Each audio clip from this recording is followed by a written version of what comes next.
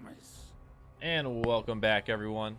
We've got another match for you guys tonight. Goth Clique versus LNZRO. It's going to be game one. We got Olaf banned first off, and of course we have another caster for me. Looks like that's been a similar trend in the playoffs. We're actually getting someone else in the booth. And tonight it's going to be Smacks with me. Unfortunately, we don't have him tomorrow, but we do have him tonight. So why don't you say hello to the people? Yes, hello everyone. I am color casting tonight. I'm Smacks here for the SFL playoffs. Well, at least the first of the SFL playoffs. We got LNZRO. We got Goth Clique, who I've just been informed are not a club because they're not professionally organized.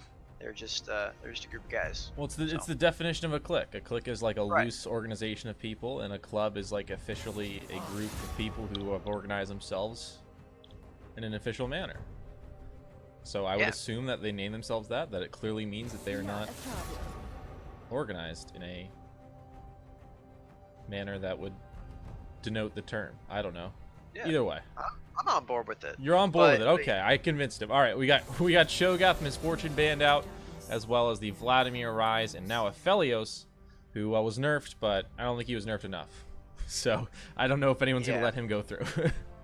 He is certainly very, very good. I think the nerfs were relatively impactful, because 5 movement speed on an AD is actually quite big. You do end up going for free boots on ADs nowadays, so you actually are stuck with that amount of movement speed for quite some time, unless you are popping off and getting a bunch of kills. So movement speed is actually a very relevant stat on him, unlike Kassadin, who got the same 5 movement speed nerf. Kassadin doesn't care about that at all, but but Aphelios definitely does. Well, they did the same thing to Aurelia like a couple months ago, and people were like, she's gone. I mean, destroyed her character, basically. She can't be played anymore, so it makes sense. Just like Janna. Just like Janna. Echo gonna be the first pick this time around, it looks like, which is kind of interesting. A first pick. We don't see that too often here, but Elise gonna follow it up, so perhaps predicting that it's in the jungle. We'll see where the Echo ends up. It can be flexed to, 3 positions, basically. Although jungle and mid are the most likely here. Is Thresh gonna be grabbed as well for fails. So Thresh, another common champion we've seen in these playoffs, and Caitlyn, the response. Yeah, whether or not this Echo is going into the jungle, it just basically means that this isn't going to be a pro draft, because of course we see Thresh, Morgana, and Elise as well in different positions, which is good. We get to see it all in action on the incredible League of Legends client that we all know and love. And yeah, we've got the supports already locked in. We've got maybe the junglers already locked in. Caitlyn up in that upper echelon of AD champions that are very good. Up there with Xayah, I'd feel, is probably the last one that maybe is in the top tier, but Varus is going to be the pick either way for Heartstuck. Yeah, so 2 pretty long-range AD carries going to be picked up now, and the Soul Lane's most likely to go, although there could be still some movement on that Echo. We'll see where it goes. Ornn going to be banned away, and it's interesting to see Cho'Gath banned out in the first round. Obviously, that's directed towards Klein because of his performance on that, but Ornn also being banned away, so I guess maybe tanks are a little bit coming back, but Ornn and Cho'Gath have been powerful as of late with their actual surprising damage for tanks here, as we get the new Diana banned out as well. So a couple of the new champions are being taken away here. Set is, I think is he live on this patch? He's not. I don't believe he's enabled for the Sugar Free League, but I think he is live on this patch, correct? He is not live right now, but live. this patch is when he is released. I believe it is in 5-ish days when they release the champion officially. I don't get why they don't just like timeline. Yeah, I don't get why they don't just release him like on the patch. Like you just like sneak him in like 5 days later and just hope no one notices. Yeah. The thing about it is they are now making champions that coincide with events because their skins fit into the events. So they're waiting on the Mecha Kingdoms event to release him because he has one of those skins. That's my understanding of the situation anyway.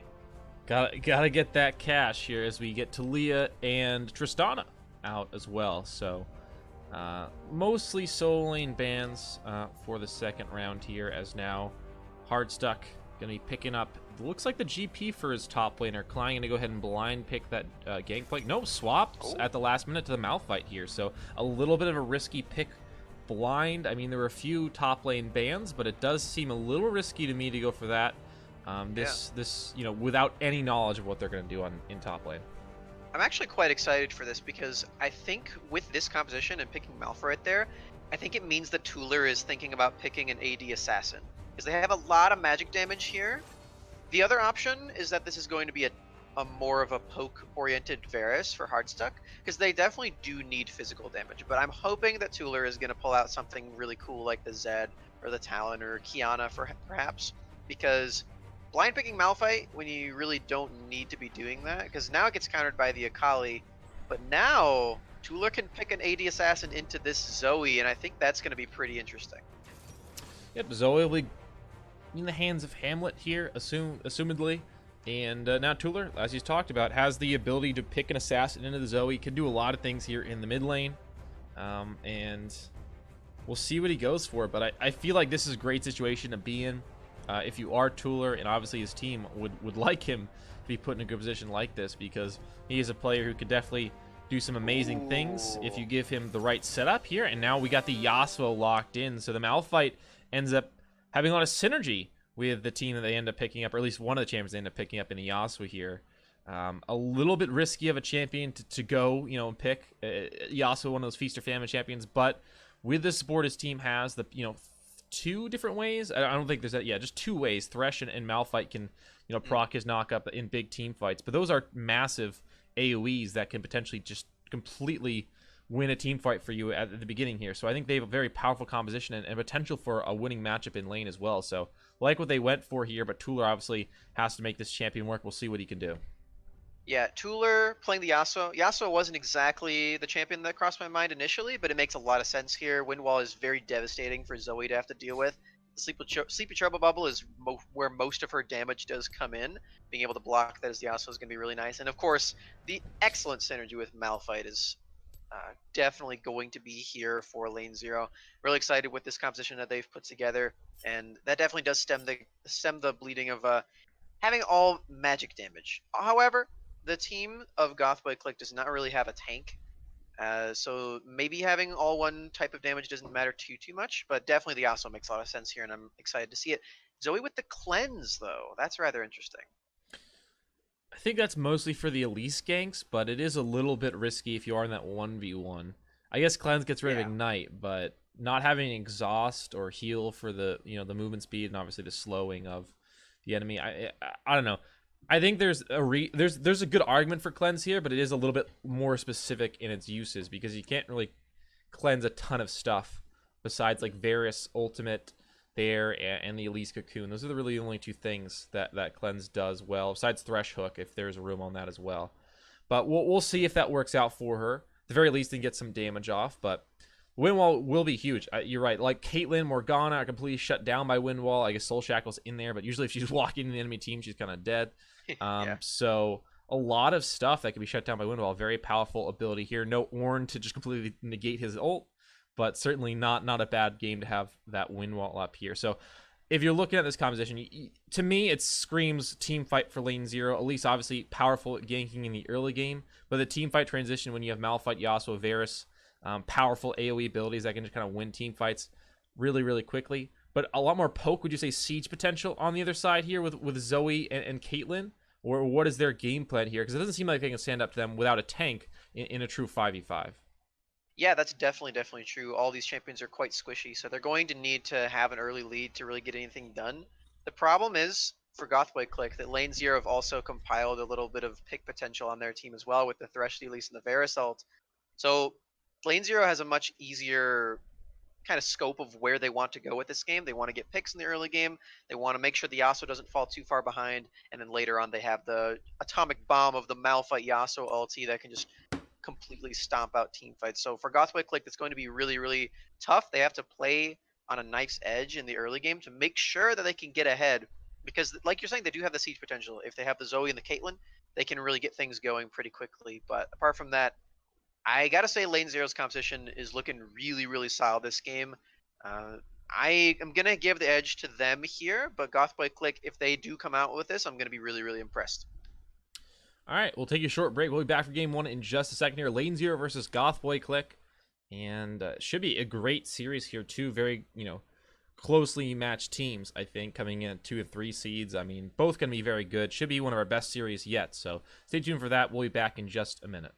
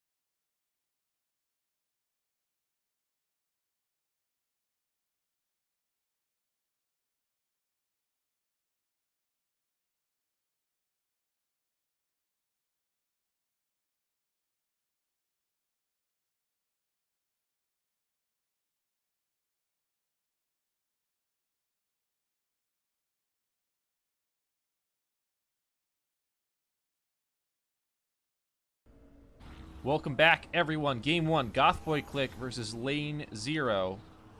And perhaps going to be heading out for an invade here. We got a couple members strong on the bot side as we get a pause immediately. So, momentum killed, but we're in Game 1 here. Goth Boy Clique versus LNZRO. And, you know, a little bit interesting draft here, blinding the Malphite, what we talked about, but then picking up the Yasuo there for Tuller in the mid lane. LNZRO definitely getting aggressive with that pick. Wanting to play a certain type of game this series as well. I mean, that's been the thing that's worked for most teams, though, is just not get overcomplicating it. Just picking a team that can fight pretty well at different stages of the game, whatever it is. Just make sure they can fight so that you can fight and win, because playing a more complex strategy of macro hasn't worked out as much. We saw a couple times where people tried that. It went horribly wrong, so I think maybe, you know, my money's on LNZRO for game number 1 at least, with the way they've drafted of just like, all right, we're going to fight them, and we're going to fight them a lot. I think that's probably the way to go in these playoffs. Yeah, for sure. I mean, I will say that Goth Boy Clique do have a little bit of a way they can get in. Like I was talking about, they have to really get their advantages pretty soon, because they have the Akali counterpick into the Malphite. They've got the range advantage mid, and I would say they also probably have the range advantage bot lane, as long as they're wary of the death sentences fails. But I definitely do think that LNZRO have drafted themselves into a very comfortable position with that late game. They also have Mouse Dixie on the lease, so they can still get things going early, even though these lanes are a little bit less favorable. And they have fails on the Thresh, so Thresh ends up stemming a lot of the issues in lane, at least for Varus, because you got the Dark Passage to get him out of a sticky situation. You've got Flay and Death Sentence to make sure that he stays alive, and the enemies stay put too. So I really like LNZRO's composition here. Alrighty, looks like the Caitlyn has reconnected. Knight of Zed is back, but hopefully we're getting it unpaused in just a second here.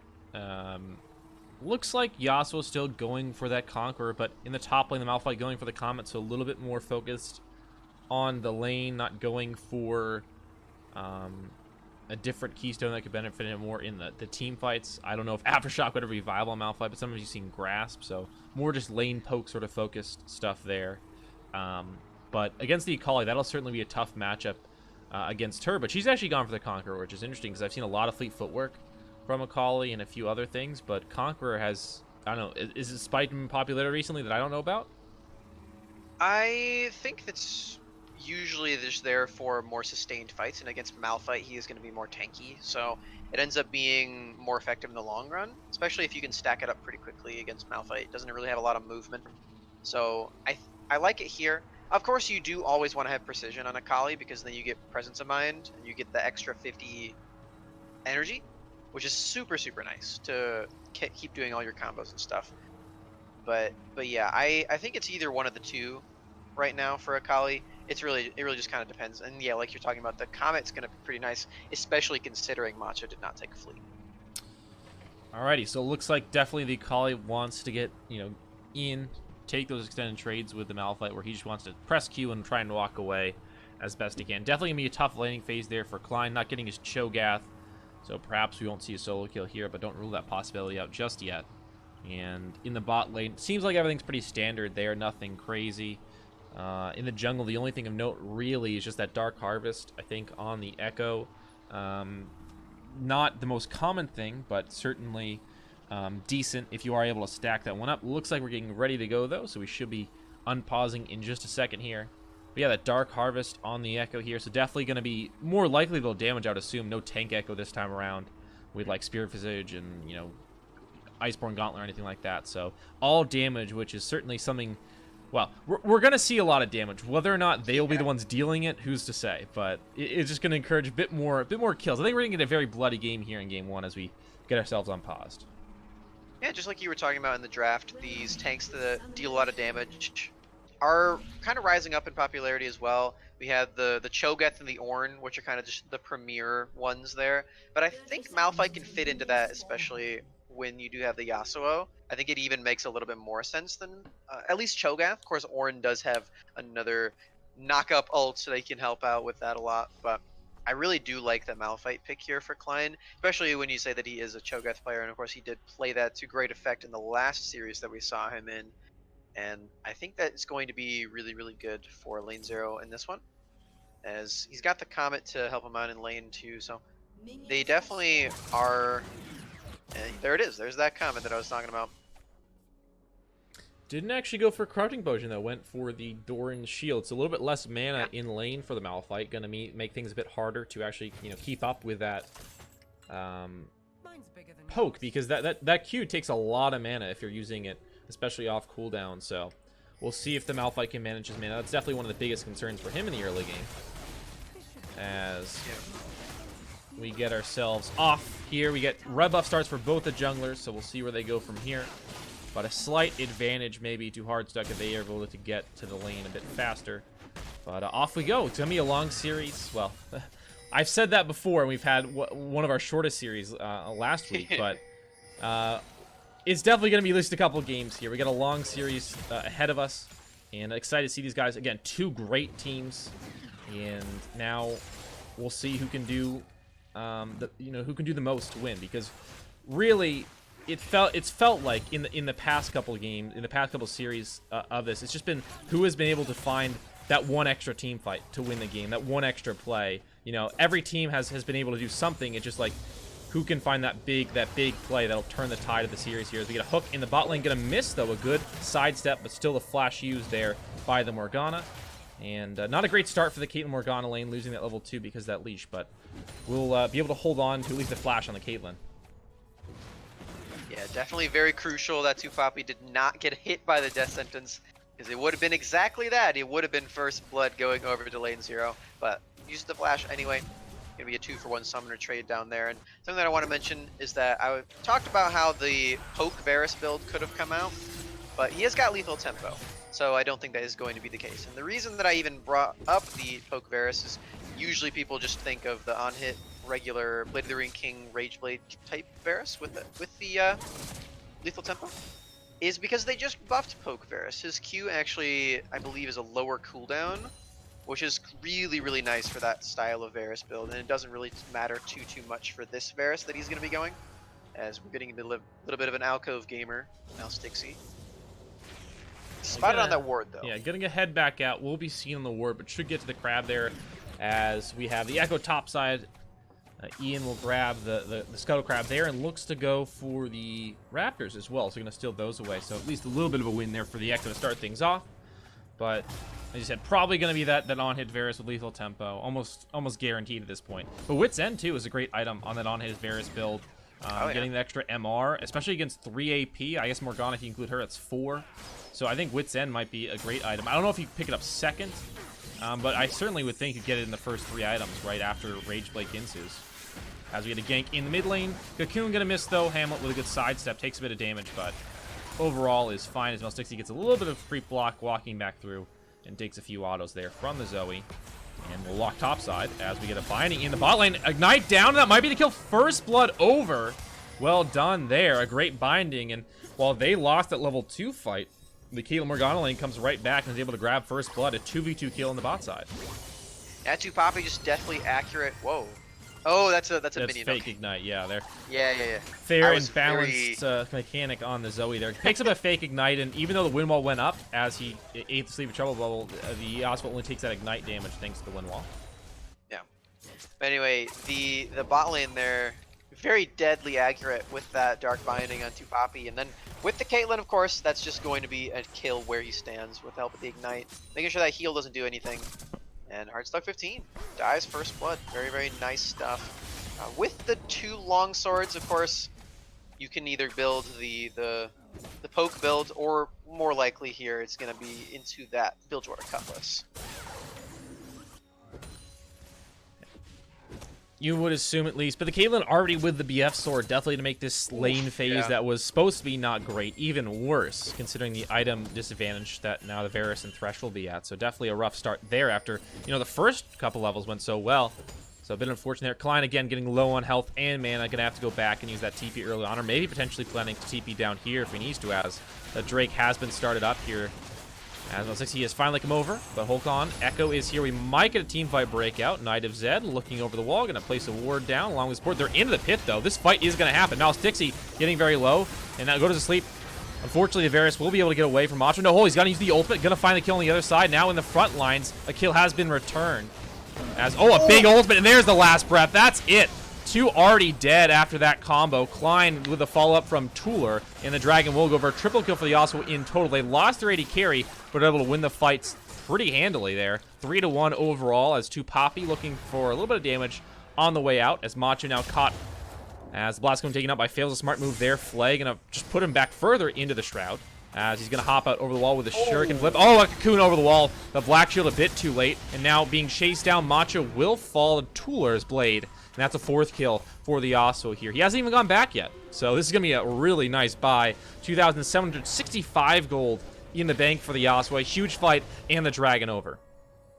Yeah, LNZRO starting up that Drake thanks to Hardstuck. It's kind of thanks to Hardstuck dying earlier, because he gets the effectively recall, in quotes, earlier than Knight of the Zed. As Knight of the Zed is going to show up later.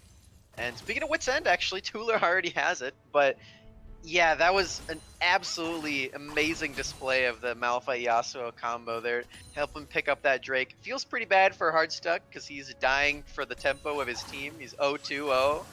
But definitely LNZRO are going to feel really, really happy about that. Already that full item purchase from Tuller.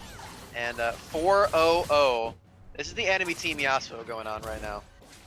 I mean, that's just massive. Full Wit's End purchase here. Surprised he went for it, but gonna get the Wit's End means it's really unlikely that Zoe's gonna find a kill without help. And even with the Echo here, comes in, will find the stun at the edge here, as Tuller gonna get damaged by this redemption, and he might just go down. He's a bit too far up in the lane. There's a huge shutdown for the Echo with help from his Zoe. A great Sleepy Trouble bubble there to follow up after the stun was found initially by the jungle gang from Ian. I mean, that was really nice. A huge shutdown right after he got so far ahead. Hook gonna land here. They're gonna find the Morgana. A bit of damage. A Hardstuck caught on the traps underneath the turret. And Tupavi will take a lot of damage here. The headshot from the 90 caliber net, and he gets pulled into the lantern. I think that was a mistake. He's gonna go down now. Fails, gets caught by a trap. He'll flash out and survive. But a 3rd death now for Hardstuck. And after an amazing fight in the bot side, a few things going wrong now for LNZRO. Hardstuck is just having a rough game here right now, Kios. Like, his AD carry, LNZRO's AD carry has just been fully replaced by Tuller. But unfortunately, Tuller just got shut down by Hamlet in the mid lane, or I guess I should say Ian, because Ian came in, got the stun set up, and then Hamlet, when he lands the Sleepy Trouble bubble, I'll hold it. An ult in the top side, and Klein maybe looking to get his team back in this one, looking for the solo kill. Flash in, Seismic Shard will do it. Klein with the kill. And that's nice. I mean, your mid and bot lanes just died. That's really nice to get at least one back. And Klein, you know, we thought, hey, he doesn't have the Cho'Gath. No way he's going to solo kill on the tank. Well, I'll just do it on the Malphite as well. So Klein somehow winning every tank matchup he gets into an assassin. But still, the team a little bit, you know, behind in this bot lane after giving that shutdown. A bit unfortunate. Although they still are in a good spot overall. And, of course, that big, you know, team fight synergy we just saw. But 500 gold, or 200 gold down now after the last couple minutes. Certainly not what you expected after that big fight in the river here, as Hamlet trying to clear out a couple wards, but Elise and Thresh roaming over. And that control will be taken out. Excellent solo kill there. No damage items on the Malphite, and he still did that much to Macho. Feels pretty bad as the Akali. Your Twilight Shroud doesn't really do anything other than lets you dodge the Seismic Shard. You still get hit by the giant unstoppable force, unfortunately, for Macho. But like I was talking about in the mid lane here, Tuller, he did fully purchase that Wit's End, is very effective against this team. However, Sleepy Trouble Bubble does deal true damage at the activation of the trap. So that's not going to really help with that amount of magic resistance for Tuller, but still a good purchase. Did keep him alive longer than he probably should have, but it is still going to be the shutdown going over to Ian. Alright, it looks like Ian will be actually starting up that Rift Herald in the top side, and may take that one down. No jungler near there, at least trying to steal his Raptors at the moment. As Klein, he's down a bit of CS, but that solo kill certainly, you know, making the lane a little bit in his favor at the moment here. And the Varus just picked up, you know, a few items right now. He's still down significantly in gold if you look at it, about 500 right now to the Caitlyn. But he has clawed his way back a little bit here as we get Rift Herald taken now by the Echo. And another dragon spawning soon. So perhaps another fight bot lane. Maybe they get another huge fight here and actually get themselves back in the lead. LNZRO definitely have the tools to, although Klein, his TP still on cooldown. Same thing for Macho. The, TP cooldown's being 6 minutes now after he's slightly, off the timing of the dragon. Yeah, and Ian with that Rift Herald. Oh, hold it. Oh, yeah, you got Chains of Corruption down in the bot lane. Knight of Zed with Ignite on him, taking a bit of damage, but now a lot of damage comes back from 2 Poppy, and the Caitlyn down he goes. Now with both AD carries dead, but the gank from the Elise, well, she'll get caught by his trap, fails in with the flight into the hook. That'll be a dead. Morgana for sure is in the river now. A caught Tooler goes down to a Sleepy Trouble Bubble into a Paddle Star, and a bit unfortunate there. Ian now trying to come in and find Fails about 60 here as well, but Fails already takes a bunch of damage. Fake flash in from Hamlet. He's going to grab that one, as now they catch the Elise as well. Ian and Hamlet, a 2-man wrecking crew here. Gothboy Clique have found the duo they need, carrying this game so far for their team, and actually, putting them in the lead once again. 1,000 gold lead over Gothboy Clique over LNZRO. Yeah, an excellent set of plays there from Ian and Hamlet, and that will net them the Infernal Drake as well. It will be Mountain Soul, and both teams have 1 Drake each. So Mountain Soul's pretty far distance away. Of course, Malphite already has that benefit with his passive, but again, Hardstuck dying in the 2v2, and he does it before Malstixi can even get there, so it feels pretty bad for Malstixi. Of course, he does pick up that double kill, but AD's dies instantly. His mid laner dies in the river, and then he ends up paying the price as well with his life, because Ian and Hamlet just come in there, clean up crew. This is looking like a pretty solid early game from the bot side of Gothboy Clique. And doing quite a good job here. 0-4 now on the Varus. Hardstuck having a rough time at the start of this one here. And the 4-0 Yasuo is now a 4-2 Yasuo. 4-2-0 to be exact. I mean, draw your own conclusions with that one. But the Yasuo that you thought was going to be super strong is not actually where he would think he would be at this stage. So a bit concerning now that the one big member of LNZRO is no longer that far ahead. Although Elise has done a good job in this early game, and now potential dive in the top side here as Macho is back. His back is going to be interrupted, and now the dive definitely will come through. A nice dodge by Macho, though. He might be able to play this one. 1 damage down to Climb. He gets out of the turret range and will be taken down by Tooler. His 5th kill of the game. Now Soul Shackles come through, and the Chain of Corruption dodge, thanks to that Black Shield, is caught in the front lines, is Hardstuck again. His 5th death of the game. And now in the mid lane, the Rift Herald are going to take that turret here, as it looks like the 3-man squad from LNZRO is going to open up that plate in the top, so take out some plates there, but the Rift Herald wrecking the inner turret as well in the mid lane, and the bot lane turret going to go down, I would assume, as well, to the Caitlyn Morgana.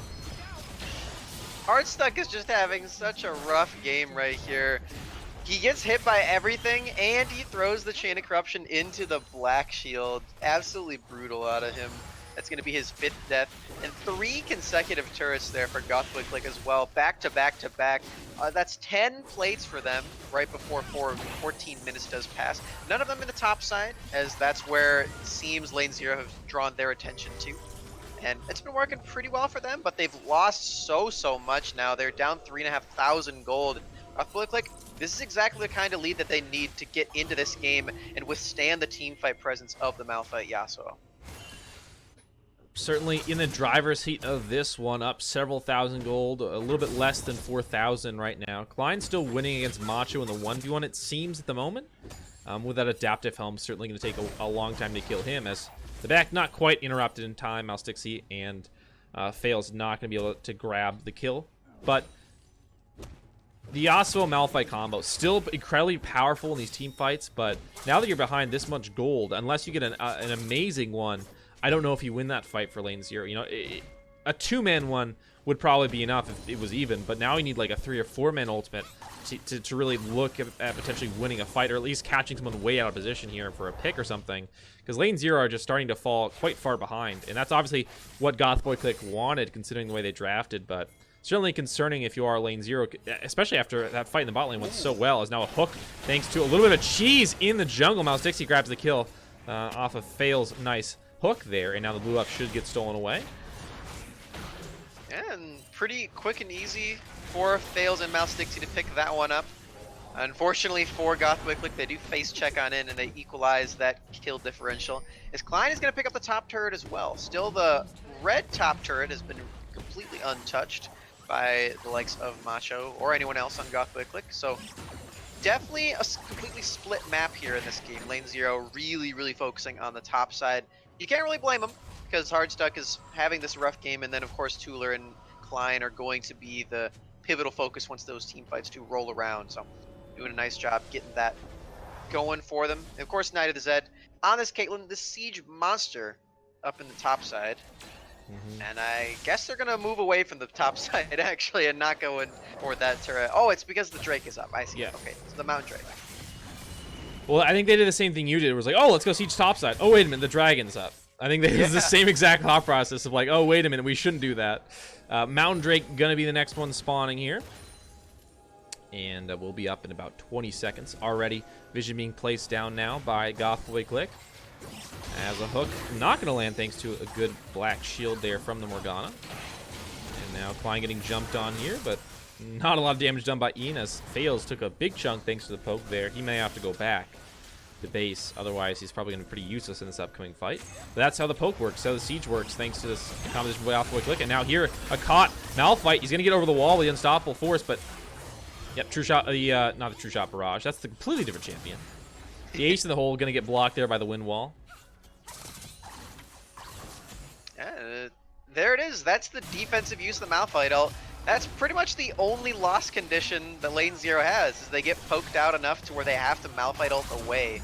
Because that's the only way they can really get into fights right now. The Varus ult is not going to be doing anything. You can't really find picks in a situation like that where the enemy team knows exactly where you're coming from. You don't have a teleport flank happening. You're all in vision.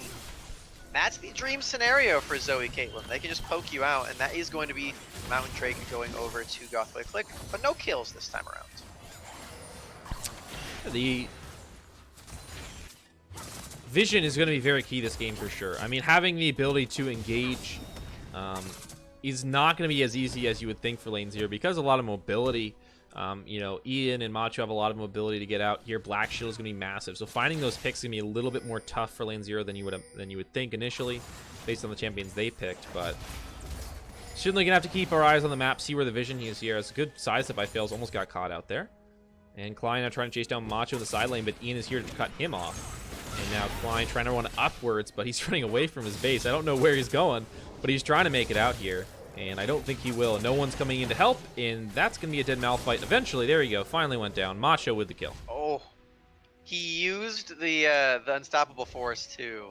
So it's on cooldown now. That actually might turn out to be something that matters here. It's a very short cooldown, but he did try to use it to escape, and that feels really bad for Klein. Of course, he does die in that side lane. I don't know if he had a shutdown.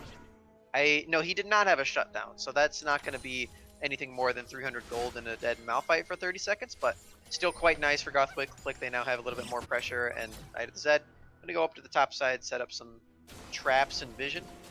Then maybe they can take that away, but Tuller already up there to respond. All right, we got Baron spawning now in less than a minute here, and 3 minutes on the next Dragon. So it looks like Vision going to be put up in the top side here. Already some control wards being put down. They still got that outer turret here for Lane Zero, which is definitely something that you wouldn't have expected to be still up at this stage in the game. But it is, so it's kind of like a nice sort of situation for the map being for them, because having that little bit of extra priority in the top side is actually going to allow them to get towards the Baron a bit easier, which is, you know, just kind of serendipitous that stayed up now for them, considering that they are a bit behind in this game, and certainly are probably going to have to lose priority on this Baron and the topside river to some extent here. As Mouse Dixie gets jumped on by Ian, he'll get caught in the cocoon here, and the CC is going to be continued to layered on now as a ton of damage comes from the Zoe, but they find the pick onto Ian, couldn't even ult too much CC, as now the turret in the mid lane, the outer turret, going to take him down here with the help of the Rift Herald. Hook going to land as well. Ingo's fails. The box comes down. Hamlet out of mana. Flashing forward is Mouse Dixie. They're going to find the kill here. Lantern not going to be able to get Mouse Dixie out. One more auto will do it from the Caitlyn. TP's coming in. May regret it, though. Klein trying to walk it out as Mantra comes in as well. They're going to take down the Rift Herald before he gets the second charge off, but TP's down now for both top laners. Ultimate back up for Klein and Macho. Yeah, that was a nice set of picks there for Lane Zero. Very, very essential in moving the momentum into their favor in just a little bit. And of course, they'd use that Rift Herald in the mid lane as well to get their second turret of the game. Got the top one and the mid one. Only the bot one does remain, and the top kind of mirrored here. We got a little bit of a symmetrical map with the top turret outer and the bot turret outer. And yeah, that was just a really, really nice set of plays there from Fails and Mouse Dixie to get those picks. Exactly what I was talking about when I mentioned in the draft that they do still have that capability to keep the early game going. That's really, really good for LNZRO. And Goth by Clique do need to be very, very wary of this as well, because they really only have an early advantage team, and they can only get picks. If the enemy team is getting these picks, not looking too good anymore. So 11 to 11 in kills, a slight gold lead still, about 1,000 for Goth Boy Clique. So that's the good news. You just take a look at some of the gold totals. Slightly, you know, still an advantage in the bot lane, but mid pretty even. As Fail is going to take a lot of damage, thanks to Ian and Hamlet there. But Klein going to find Ian, trying to slow him up. The Trouble Level lands now on the Malphite. A bunch of, oh my goodness, so much poke damage down onto Hardstuck. One Paddle Star just comes in and wrecks him. Here's on 60 going to use the zone. He's not sure why he did that. And now we're going to find the stun onto Ian, and a hook going to fall up. And there they find another pick on Ian. Macho going to be able to hop away into the Shroud for now. A lot of damage comes in from Hamlet, but not quite enough here, as Hardstuck going to be caught out once again. His 6th death of the game. Klein trying to give a bit of chase onto Macho here. Only 4 members left now. Already the ult down for the Malphite here, so no big wombo combo potential really. And it looks like we're going to back off of the 1-for-1. Yeah, 1-for-1 definitely in favor of LNZRO because they only lose their 06 Varus. Oh, they're not done yet, though. Well, going in, Mouse Dixie going to repel up towards the sky. 2 Poppy into zone. So is Klein. Mouse Dixie and Tooler trying to run away, but now caught in the front line is the Malphite. When Maul comes down, going to save him for now. Klein flashes over, will die to Hamlet's last auto. And he goes, fails a big play, and there's the last breath. Huge damage from Tooler. He's going to find 1 kill. Trying to look for a second one on Hamlet. He'll get it. Huge play out of nowhere from Fails. Comes in with a huge play, sets the last breath, and somehow LNZRO win it. Yeah, it turns out they don't need the Unstoppable Force. They just need Flay in melee range. Oh my Flash in from Fails, looking for the kill. Ignite is down on him, though. And in the pit, Smite going to go over to Mouse Dixie. He grabs the dragon. Cocoon going to come down now. Ian is able to get that ult off backwards, though. Tooler putting the damage down. Finds a knock-up with a tornado. And that'll be a kill. Another one for the Yasuo. 7 for him. A massive couple minutes there for LNZRO. And now they're in control of this one. Slightly ahead in gold, and now picked up their second dragon. Yeah, and I don't know what happened in the mid lane between 2 Poppy and Fails, but both of them walked out with a sliver of HP as the madness in the Drake pit happened. And of course, Mouse Dixie does pick up that Drake as well, making it a 2-2 Drake total. Very, very interesting in this game. We're still pretty far away from getting a Drake soul, as there is another random Zonia's usage. Yeah, Macho just used his stopwatch too, so that's can't get that one back. No. Unlucky. Broken stopwatch now. Can't keep time anymore. Sleep Trouble Bubble going to land onto the Thresh. The Paddle Star misses, though, and Fails will actually be able to get out despite a ton of damage being put down. I think that was just an auto from the Zoe or something like that. Mouse Dixie going to get out okay as well. So, again, River Control still mostly over to, looks like Goth Boy Clique at the moment, although that may change with the Malphite coming back up. Yeah, this is looking like LNZRO are approaching the point of the game where they can team fight, which is really, really solid for them. Of course, the Varus is still pretty far behind. I believe he's still behind in gold. Yeah, he's behind in over 1,000 gold to Knight of the Zed as well as, oh, Macho. Macho going to be found here, and that's going to be too much damage. Hardstuck gets a kill. He's on the board. He's on the board, man. He's almost got Rageblade online, too. So they find a pick in the jungle there. A good rotation. Fails, picks up the hook onto Macho. They get the pick, and now the bot lane tower going to go down as well. So they grab the outer there and actually take even up the turret score there, 3-3. Yeah, Hardstuck is only 1 killer assist away from equalizing his KD and not being negative anymore. So that's pretty hype for Hardstuck. I think he might be able to do it in this game as Macho joins him in the negative KDA zone. And looks like they are going to be starting to siege up on the bot side turret, already at about half HP, or 60% I suppose. Taking the Krugs instead though, so they wait for the minions. The Echo on the top side pushes in a wave there, and there's the Malphite getting to respond, Klein going to clear up that wave. And this bot side pressure continuing for now, it seems. Another wave going to get pushed in there as Zoe trying to clear out some of the minions. We'll be able to get rid of the next wave there, but another wave will be reinforcing soon. Malphite pushing in the top side here, and looks like a stalemate in the mid lane. Although Tooler going to have to back off now. There's 4 members here trying to chase him, but Tooler will be okay. Interesting that Tuller actually went for the pickaxe section of the Infinity Edge rather than the crit cloak, because I think that would increase his damage on average more than the pickaxe would. Well, it does give But you 100% crit, I believe, at that yeah, stage. So I think it is exactly. slightly better to go crit cloak. I think it is better. Also because then he could buy another control ward. But yeah, I don't think that actually matters too much. I think it would have been more value either way. I will say though that the pickaxe does make his half the time that he does already crit more impactful. So there's a little bit. Well, if you crit every time, like if the Yeah. RNG is in your favor, I think you do more damage. But if it's not, it's Right. less. So it's limiting RNG versus embracing it here. As we get a chain of corruption over the wall, as Fails gets caught out. Hard Stuck trying to put down a bunch of damage, but he's not able to do much yet. The autos are raining through, but Ian gonna ult back a lot of the damage here to Poppy. Still very healthy on the other side of the wall. A pick found. Fails goes down. As another Sleepy Trouble level lands from Hamlet. Blue buff now being taken down. Masixi trying to find the steal, but now he's got to run away. And he will be able to do so, but now LNZRO no longer has her support in tow. I'll say another Sleepy Trouble level lands, but Hamlet not interested in trying to take that one. Yeah, this game has just been a series of picks after picks. I feel like the only team fight we really had. Oh, here's another one. Yep, they find actually perhaps Macho as he hops out of the shroud and put a lot of distance between him and LNZRO, and in fact he will survive with very little HP. Hamlet over the wall, Hard Stuck able to sidestep, and somehow he's still alive. I don't know how he is, but he got out of there, and looks like everyone just gonna back off. Pick doesn't really matter in the end. Nothing really gonna be gained for Goth because all Klein just walking into the enemy team through the brush. He'll be able to get out though, thanks to the seismic shard's movement speed. And like I was saying, yeah, there's really only been one team fight in this game, and it was about 6 minutes. And after that, it's only been people finding picks.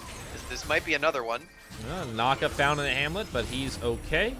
Hook gonna miss me. Well, there was that one around the Drake later on as well, but all the fights have been in that bot side river. That's really, you can't even really call that a team fight. It was like 4 people versus 4 people because there are not even 2 picks found, I guess. That was the one I was talking about, actually. Well, no, I'm talking about the one that was like 14 minutes or like 20 minutes in or something for the second mountain. Yeah. Maybe it just looked. It Oh, looked I know what you're the talking same, about. yeah. It You're looked right, the same a you're little right. bit here. As we get a play on a Dragon, Tuller gets stunned up, Ian in the pit. Here we got a team fight breaking out on the other side as well. It looks like they're gonna perhaps find Ian. No, he flashed out back over on the pit. No one has died yet. Big ultimate for Klein, but he's not in range. Yasuo's not there. Klein trying to walk out. And now the Sleep Trouble lands. Can they block for him? They can. Klein can take a bit of damage, but he will survive somehow. Fails, absorbed a lot of it. And they get out here, but the Dragon over to Gothboy Clique.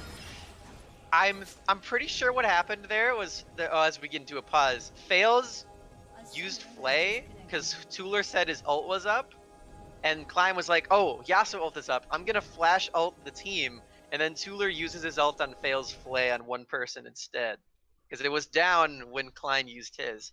And that's pretty rough. But yeah, we're at least the two of us here. I see you've swapped the scene, but the two of us here are stuck on the pause screen listening to a sweeper go. I've already muted my sound, dude. I'm a veteran at this. I know that sweeper sound is never gonna stop, and so I've muted my sound already, and I've saved the stream, the torture of that, because it's happened before, and I'm not doing it again. That's for sure. Yeah, but hopefully, I commend you. Yeah, we've already had one pause in this game, so it looks like these two teams are gonna make up for some of the pauses we've missed in the past, because we're due for a couple, so maybe we'll get these ones out of the way, but. Already a couple minutes in, and I don't think there's any sign of us unpausing soon. Actually, no, a reconnect came through, so perhaps we will be starting soon. We shall see. Yeah, so in the meantime, did you guys see that new Warriors cinematic? Because that was pretty cool. Good talking point. Yeah. The only champion in this game that was in that was Caitlyn. And we learned that Caitlyn actually can take fall damage.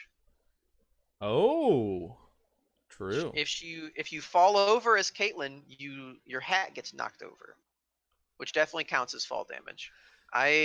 Luckily for Caitlyn though, everything on this map is on the same level. So you don't really have to worry about that on Summoner's Rift unless you're Talon and you jump over walls, because then maybe Talon could take fall damage if you like get condemned off of a wall. Well, But what if they made it so that when Caitlyn gets like low HP, she loses her hat? Because I don't know if you guys remember this. If you ever played the Lego Star Wars. oh, I know what you're talking about. The the droids that Grievous has, his like personal bodyguard droids that have like the swingy like double-sided, like they're not lightsabers, they're like, yeah. I forget what the name of them is, but they lose their heads when they get too low. They lose their little droid heads. So yeah, I don't know what.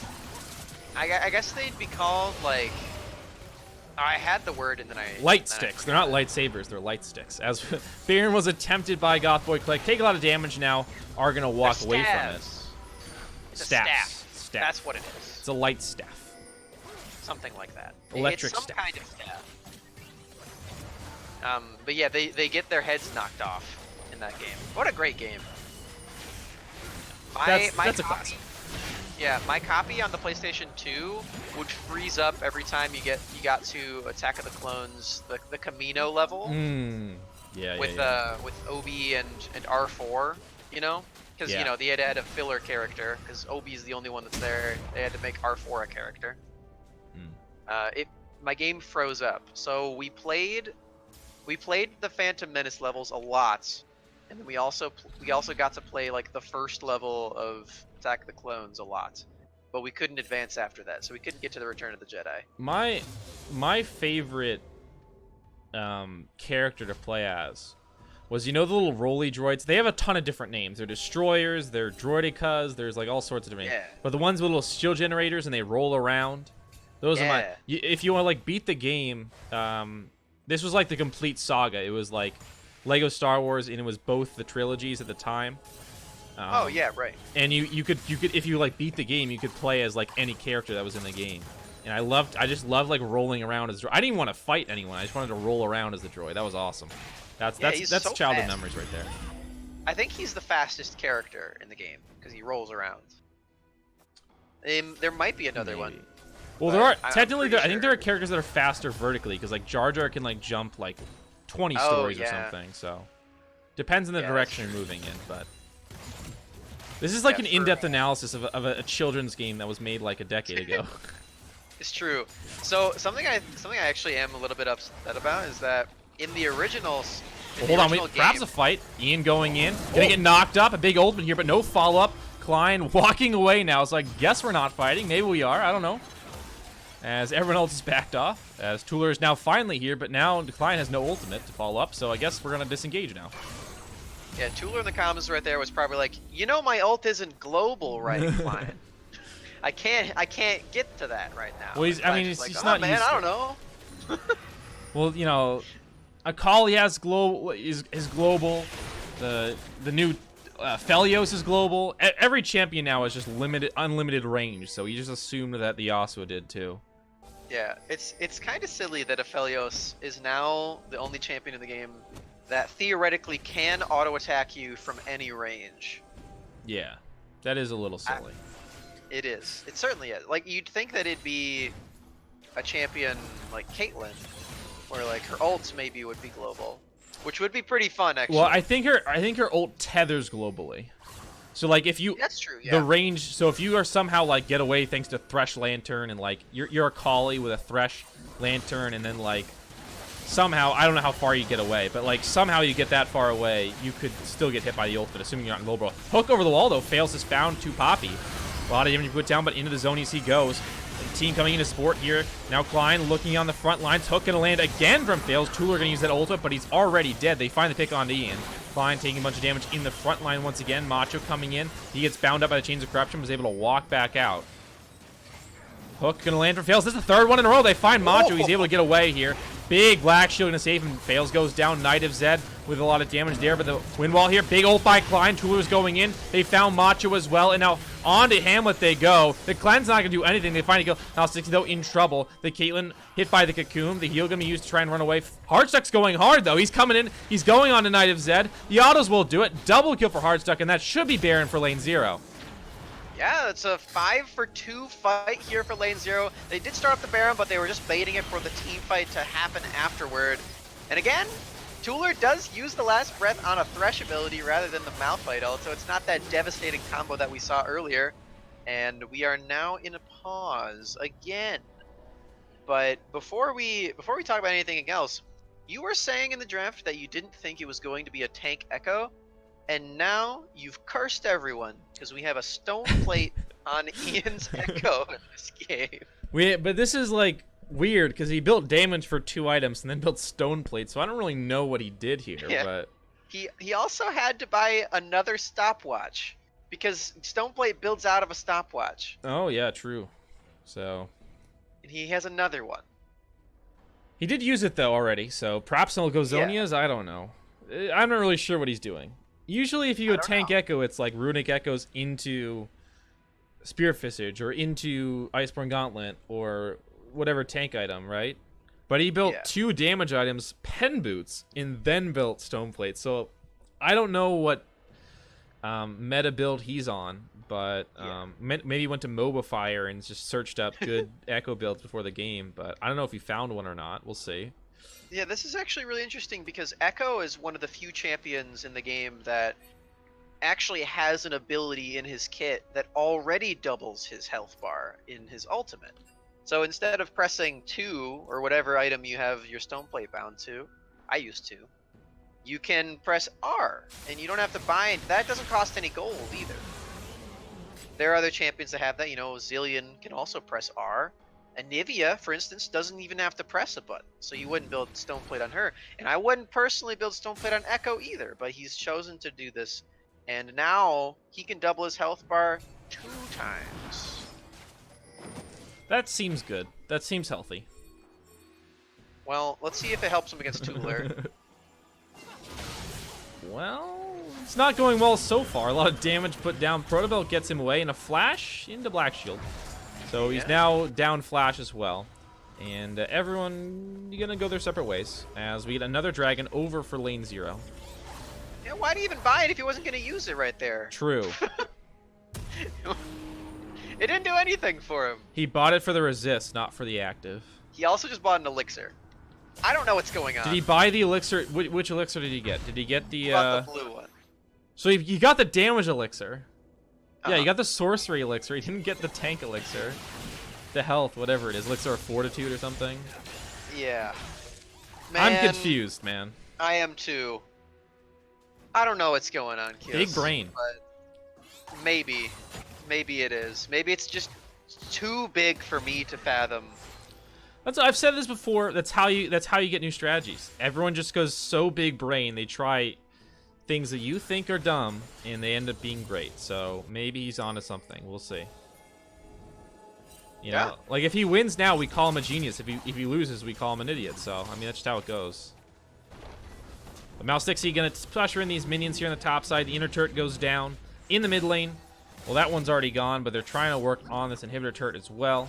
So the siege beginning with this Barret here. Fails does not have the buff, but still got a couple buffs left on the rest of the team. As the minions trying to be cleared out here, but double cannon take a long time to go down. Tulurk actually use that wind wall to protect the minions as well if he'd like to, which could be really nice for that siege here as the inhibitor turret rather taking some damage now in the mid lane. And rotation over from the Malphite as well, so it looks like they want to group up. Not going to be a 1-3-1. Yeah, interesting also. We have a dragon spawning after 35 minutes, which is when the old Elder used to spawn. That is not Elder, because we have reached the maximum number of elemental drakes that can be spawned in a game, which is 7. Oh, ult in. They find the support. Last breath comes through. Tuller with a kill onto the Morgana. He's going to take that lantern out, climb to safety. Tuller's okay as well. He's dashing back in, going in, finds a knockup, but now in a bit of trouble. Sleep trouble lands. Wind wall, and now he gets cleansed as well. Hook going to land in the shroud onto Macho. Flay it back. Macho's down. Fails the massive hook. Ian going to ult to save himself. Not much damage there.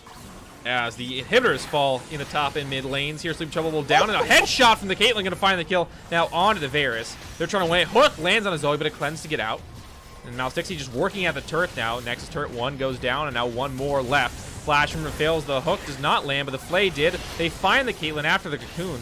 And now it looks like that'll be it here. Lane 0 looking to go up 1-0 in this series here. Last breath in, but he's going to get killed by the Nexus laser. That may have just thrown the game, at least temporarily here, as the Yasuo gone. Now Klein will fall to 2 Poppies Ignite, as Mouse Dixie and Fail's gonna have to run away, and the Nexus will survive, so a little bit too hyphy there from Tuller. They lose their chance at ending the game, and LNZRO have to go back and reassess their decisions that they just made and look to end the game once more. Yeah, I mean, Tuller jumps into the fountain laser, and yeah, the game is still going. We are still in this one. We actually might end up seeing a Drake's. Yeah, Mustixie gonna take out the inner turret here in the bot lane, and then we have a Mountain Drake spawning in about a minute, Baron in about a minute 45, and then we'll be on our way. I don't really know what the mindset was. Tuller trying to get a couple extra kills here. Does not really pay out in the end, though. They do have to end the game. They got to kill the Nexus here. I doubt there's going to be a forfeit, so a couple more tries, and maybe they'll get it here. Yeah, You can kill all the champions if you like, but the Nexus is actually the one that you do need to kill if you want to win the game. Yeah. Goth Clique could press /FF and kill it for them, but I don't think they would want to do that too particularly here. As it looks like we are going to at least get a Drake Soul, or at least a fight for the Drake Soul. They missed the ward, though. There's still a ward in the base if Klein would like to TP, and there's 1 ward left. Is that a blue one, though? No, there's a red ward in the base. Here. I mean like a blue trinket ward. Oh, it's a trinket ward. It's a trinket ward. It's still up. As we get a fight in the oh, Tua's already killed 2 Poppy. I was just trying to point out the back door. As double kill now for the Yasuo. That's my bad, as Hamlet gonna have to flash away from the tornado from Tuller there, as it looks like, well, the game's gonna end anyway. Tuller gonna be able to dodge out of the Steve Trouble. Macho in the Shroud once again, trying to hop over, find the damage on Tuller. He will not be able to find the kill just yet. Hard stuck underneath the turret on the bot side. Tuller goes down, a big shutdown, but Mouse Dixie is going to look for the Nexus. Klein now trying to stop Macho from getting back there. Mouse Dixie just attacking the Nexus with the minions. They'll get the kill. No backdoor, no El Truco for Klein. They didn't forget, but they still lose anyway. LNZRO go up 1-0 over Goth Clique. Yeah, and that was a very long game. I think this is going to be very similar to the series that I watched, where it went to 40+ minutes every single game, and there were 5 games. We're on that side of the series lever here, but you know that might just be an outlier here. It might just be because Ian went for the stone plate on Echo. You know, we all make mistakes here, but in any case, yes, LNZRO have approached their first win here in the series, completely undefeated in the series, and Goth Clique gonna have to try to tie it up in the next one. Yeah, 1-0, still far from over, but a nice lead to come out with here. LNZRO now up in the series, and we'll take a short break. We're back for Game 2 in just a few moments here. Perhaps another 5-game series that lasts 6 or 7 hours. Who knows? Perhaps a shorter one. We're not sure yet, but stay tuned and enjoy it with us, because we've got a bit more League of Legends left to be played. And LNZRO now up 1-0, slightly in the lead, but looks like we're actually going to be ready. So it's just a couple minutes, and we'll be back for game number 2.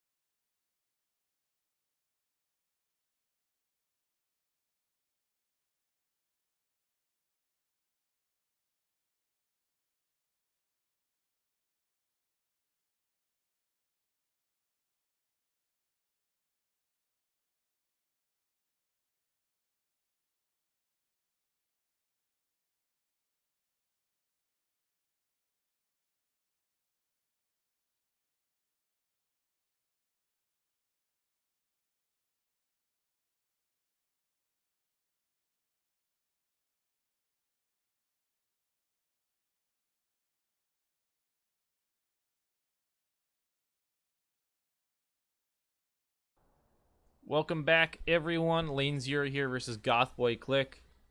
Already started the pro draft here, and it looks like a pretty similar look to game one. Rise, Vladimir, Aphelios banned for Lane Zero. Olaf, Elise, Misfortune for Goth Boy Clique, so a little bit of a change with the Elise ban. And Cho'Gath first pick for Lane Zero here now that Elise has been banned away instead of the Cho'Gath. So Lane Zero definitely want that one for their top laner, which makes a lot of sense based on the games we've seen from him. Yeah, not just a Cho'Gath first pick, that's a Cho'Gath Instalock first pick. So they definitely do want that pick here for Klein. Makes a lot of sense based on what I saw in the previous series in the quarterfinals, but still sticking by the Echo here for Ian. So, I mean, he did do quite a nice job in that early game, so can't really blame him too much. Maybe it'll be better once he has a tank line and doesn't have to build stone plate. Maybe. Well, he's got the Well, tank there it is. now. He's got Ornn on his side. Yasuo's still available, so they could go windwall strategy again to make that Ornn or Braum. That's another guy who's pretty good at denying the Ornn. So they'll insta-lock the Braum Lucian in response to the Ornn here to try and take away his most important ultimate. And the Lucian Braum lane always pretty good in the bot lane. So Caitlyn, the response here, does not have her support yet, so maybe a Morgana ban incoming for Lane Zero. Yeah, the Braum interaction with Ornn ult is actually the reason why you do not want to blind Ornn into anything, let alone this.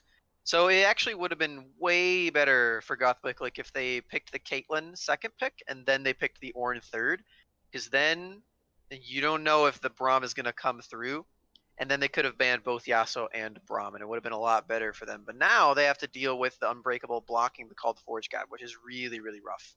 So this is some pretty good situation for Lane Zero. Gonna have to be a really, really nice Ornn in the team fights to make sure he doesn't get that blocked. I mean, the good news is that when he blocks your Unbreakable, when he blocks your Call of the Forge God, the shield's in the wrong direction, I guess. I mean, that's the positive, I suppose. But Nami now going to be picked up with the Caitlyn after Morgana, Zoe banned, and Yasuo, Zac for Goth Boy Clique.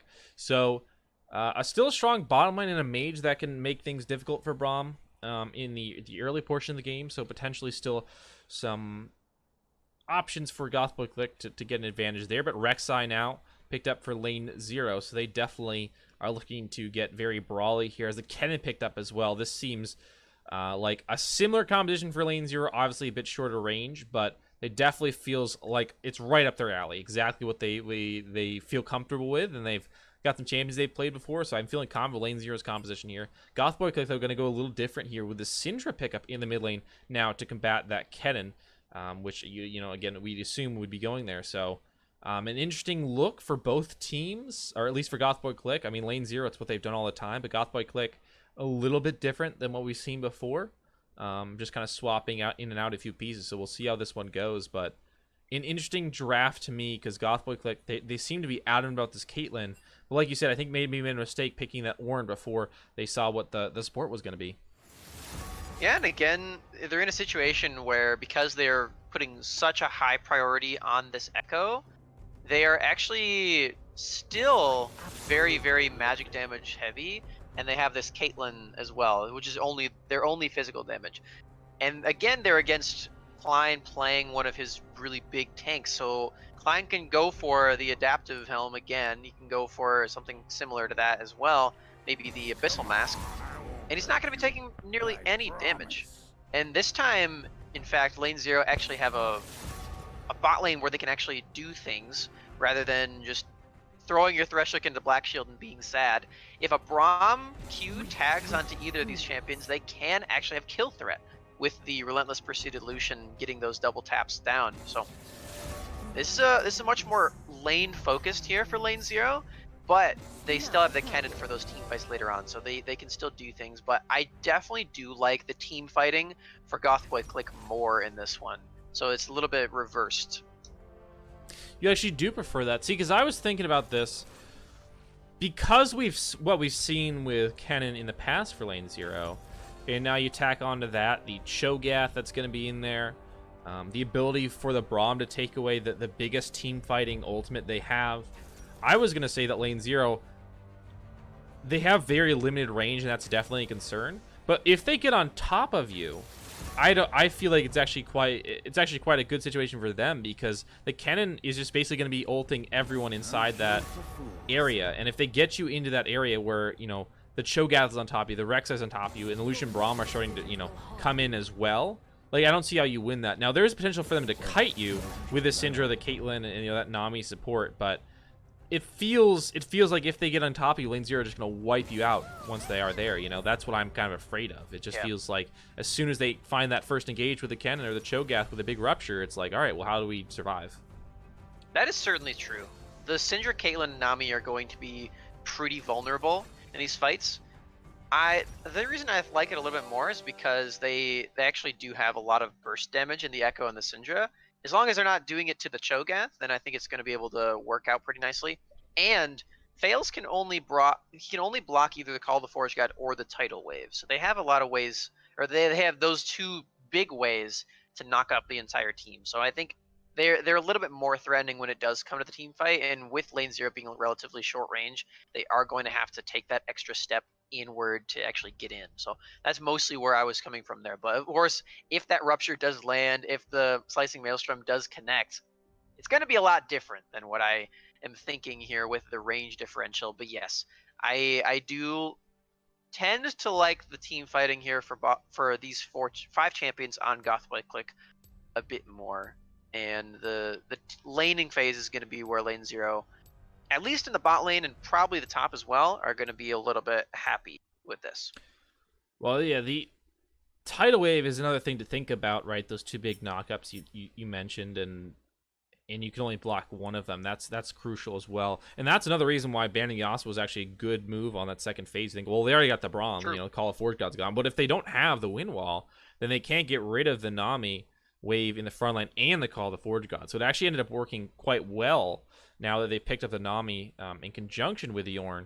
The Yasuo ban comes out to be a really great decision in the end here. So that's quite a predicament you are in. Like, what do you do as the Braum? Obviously, you want the shield facing the right way, but if Call of the Forge God lands and you don't do anything about it, you can maybe lose the team fight there anyway. So, bit of a tough decision there. We'll see how it ends up working out here. Any last thoughts here? We got double TP for the solo laners. Any last thoughts about the champions and matchups? Anything laning phase, team fights? We already discussed the team fight quite a bit, but anything else to mention before we head into game 2? Yeah, for sure. I think that Hamlet is going to have a pretty nice time in this lane against Tueler's Kennen. I think Syndra is a very good pick against this, especially before level 6 does come in. But because Syndra can push this in really, really well, and Kennen kind of just has to go melee to clear the waves, Hamlet's going to have a really good time here. And I think that Mouse Dixie is going to have to pay some extra attention there. Even though he's blue side Rek'Sai and does really want to go bot lane, this is going to be definitely a mid situation where Tueler is going to be at a very big deficit until the level 6 does come in and maybe gets into one of those team fights. So he might have to bail Tueler out against Hamlet's onslaught of dark spheres and such. All right. Well, we will keep our eyes on that. Be back in just a moment here for game 2. LNZRO up 1-0 over Goth by Clique, but the series far from over. So stay tuned for that. Game 2 coming very, very soon. And definitely excited for this one. I think even more potential for big team fights this one. Last time we were like, oh, team fights might happen, you know, but we only really got a couple before the end of the game. It was just a lot of picks and back and forth, but this time we might actually have a commitment from both sides and get some exciting moments there. So we'll be back in just a minute.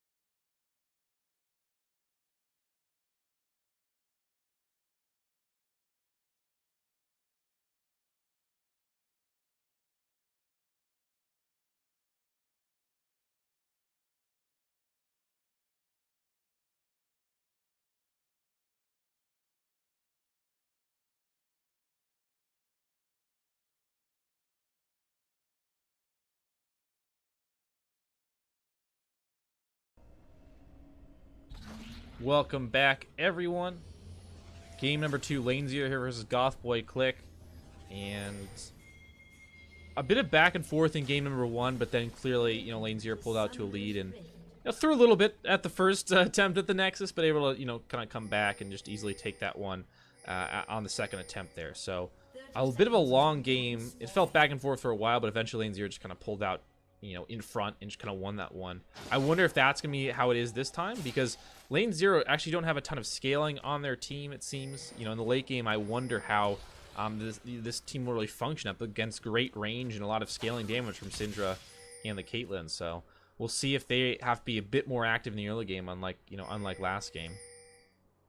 Yeah, certainly true. I think the giant front line of the Cho'Gaths kind of fixes that a little bit, but definitely on the damage front, they do not scale as well as just those champions on the face of it. The Rek'Sai versus Echo, the Lucian versus Caitlyn, even the Kennen versus Syndra is a little bit like that as well, where Kennen kind of just ends up being a little bit of a side laner until his ult is up, then he goes in for it.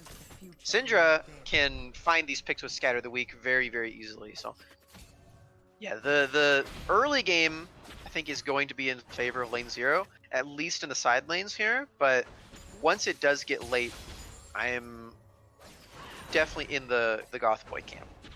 Or the Clique, I guess. Well, I mean, you have to be let into the Clique. You can't just join. That's not how that works. You gotta be. They gotta accept you into their social circle. That's true. And you gotta become Goth too. All their supporters have to become Goth. It's just like you can't be in the Goth Boy Clique if you're not a Goth Boy. Yeah, that's true. Okay, I own the most Goth skin in the entire game. Do you know which one that is? I feel like it's Morgana skin. No, is it something else? No. Some people think it's Goth Annie, but that's actually not true. Even though it has Goth in the name, not the most Goth skin in the game. It's actually Noxus Poppy. Oh yeah, that is a good one actually. That is the most Goth skin in the entire game.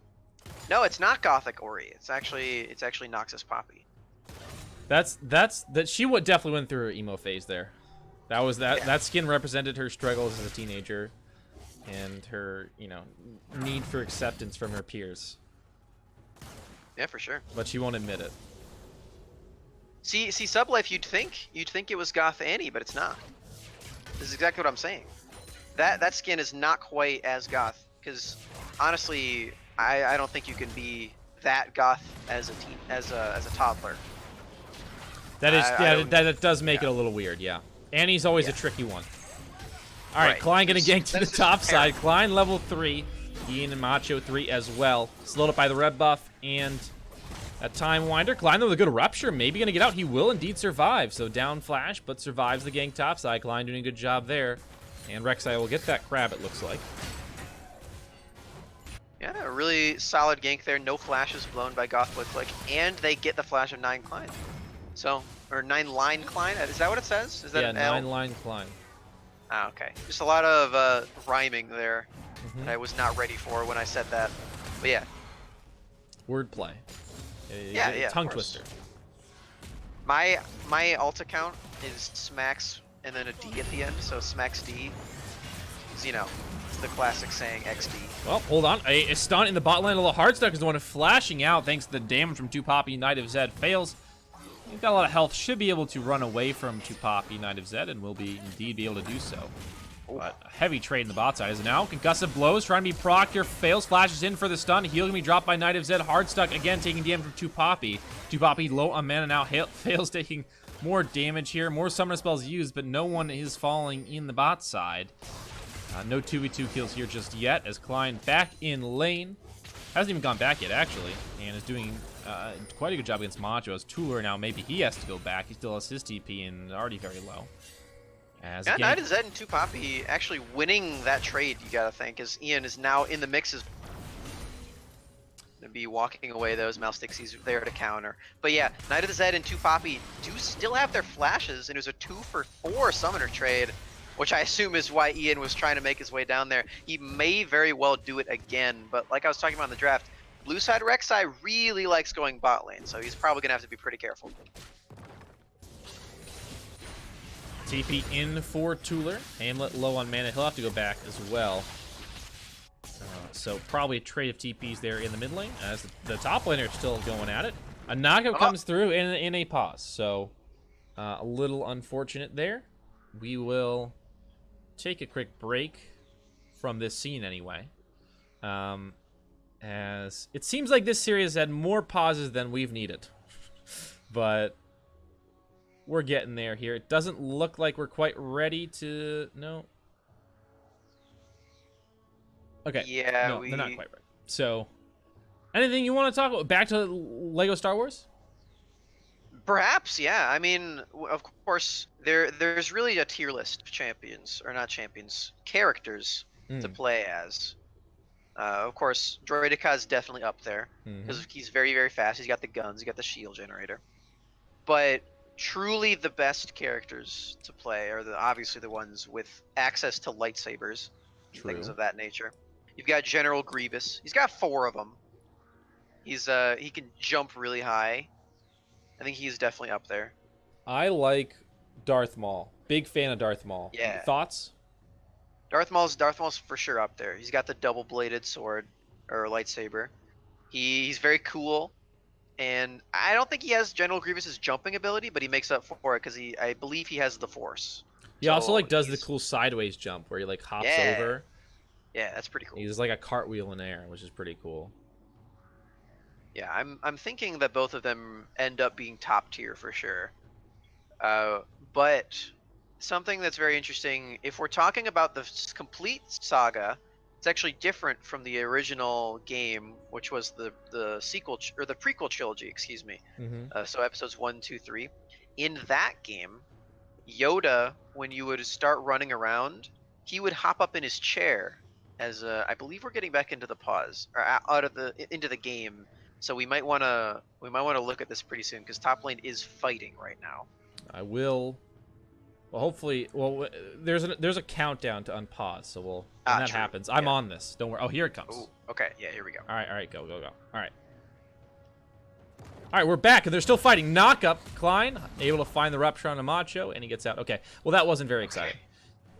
It was not. So gank bot lane, maybe Ian is sitting in the alcove gameplay here. And looks like he's going to be spotted on the ward. So this lane gank not going to work out as that ward timed out just as he came into that brush. Really unlucky timing there. Yeah, I feel like Macho could have flashed the rupture and killed Klein, but perhaps just trying to take a homie stock there and walk away. For people out there who are not Smash Bros savvy, homie stock is essentially just if your opponent SDs, which is self-destruct, they like fall off accidentally. Homie stock is just when you do the same, you just die as well. Ian gonna find the Dark Harvest proc, but otherwise not a very successful gank. And is that something people do in tournaments? Is that like is that classy? Hold on, we gotta maybe a dive. You can. Flash in from Ian and gonna find a little bit of damage there. Knock up now from the Mouse Dixie there on the Rek'Sai, and the TP gonna come through, but the trap just stops Klein in his track. So they get the kill onto Ian, but no more, and TP down. But yeah, it is something that happens in tournament every so often. It's really just you have to know your opponent and know if they would prefer it or not. Because some people don't want you to give a homie stock. They just want to wallow in their misery. Oh, a nice bubble. Yeah, good bubble there from the Nami. Fails low on mana, but the shield absorbing a lot of damage here. Knight of Zed needs another one. Flashes in. Ignite down on Knight of Zed. Down goes the support. Hard stuck now, trying to run away, but Mouse Dixie here for the gank. No flash on him. He's going to find the knock onto Tupapi. The autos will find it. As the TP coming through now from Macho will force Mouse 16 Hearts to go back. Here comes the call of Forge God. Heart stuck. Gonna die. Macho with the execution from range. Mouse 16 to find the knock onto Ian. He's trying to run away so slowly. He's trying to get over the wall of the tunnel. Did he get out? Looks like he got out. Why, Camera, why you're so bad? Mouse 16, he did survive. I don't know. Camera's really dumb. Yes. It certainly is there, but yeah, Mouse Dixie making out. And we are now kind of in a very bloody game all of a sudden. 3 quick kills happening. And all of them in the bot lane right there. Even Macho, who did get one of them on this, as the top laner, had to teleport on down there to make sure that they did pick that up, as now Ian spotted taking this Drake at 8 minutes. Fails coming around. Checking the Not brush sure for who's gonna be able someone. to get this. Here comes 2 Poppy to support Hamlet here, but low on mana, and already Slicing Maelstrom has found a kill alongside Fails. Down goes Ian. Fails gonna get bubbled up though. And they find the slow, but Hamlet too far away, so they find Ian, get him off that dragon thanks to a kill.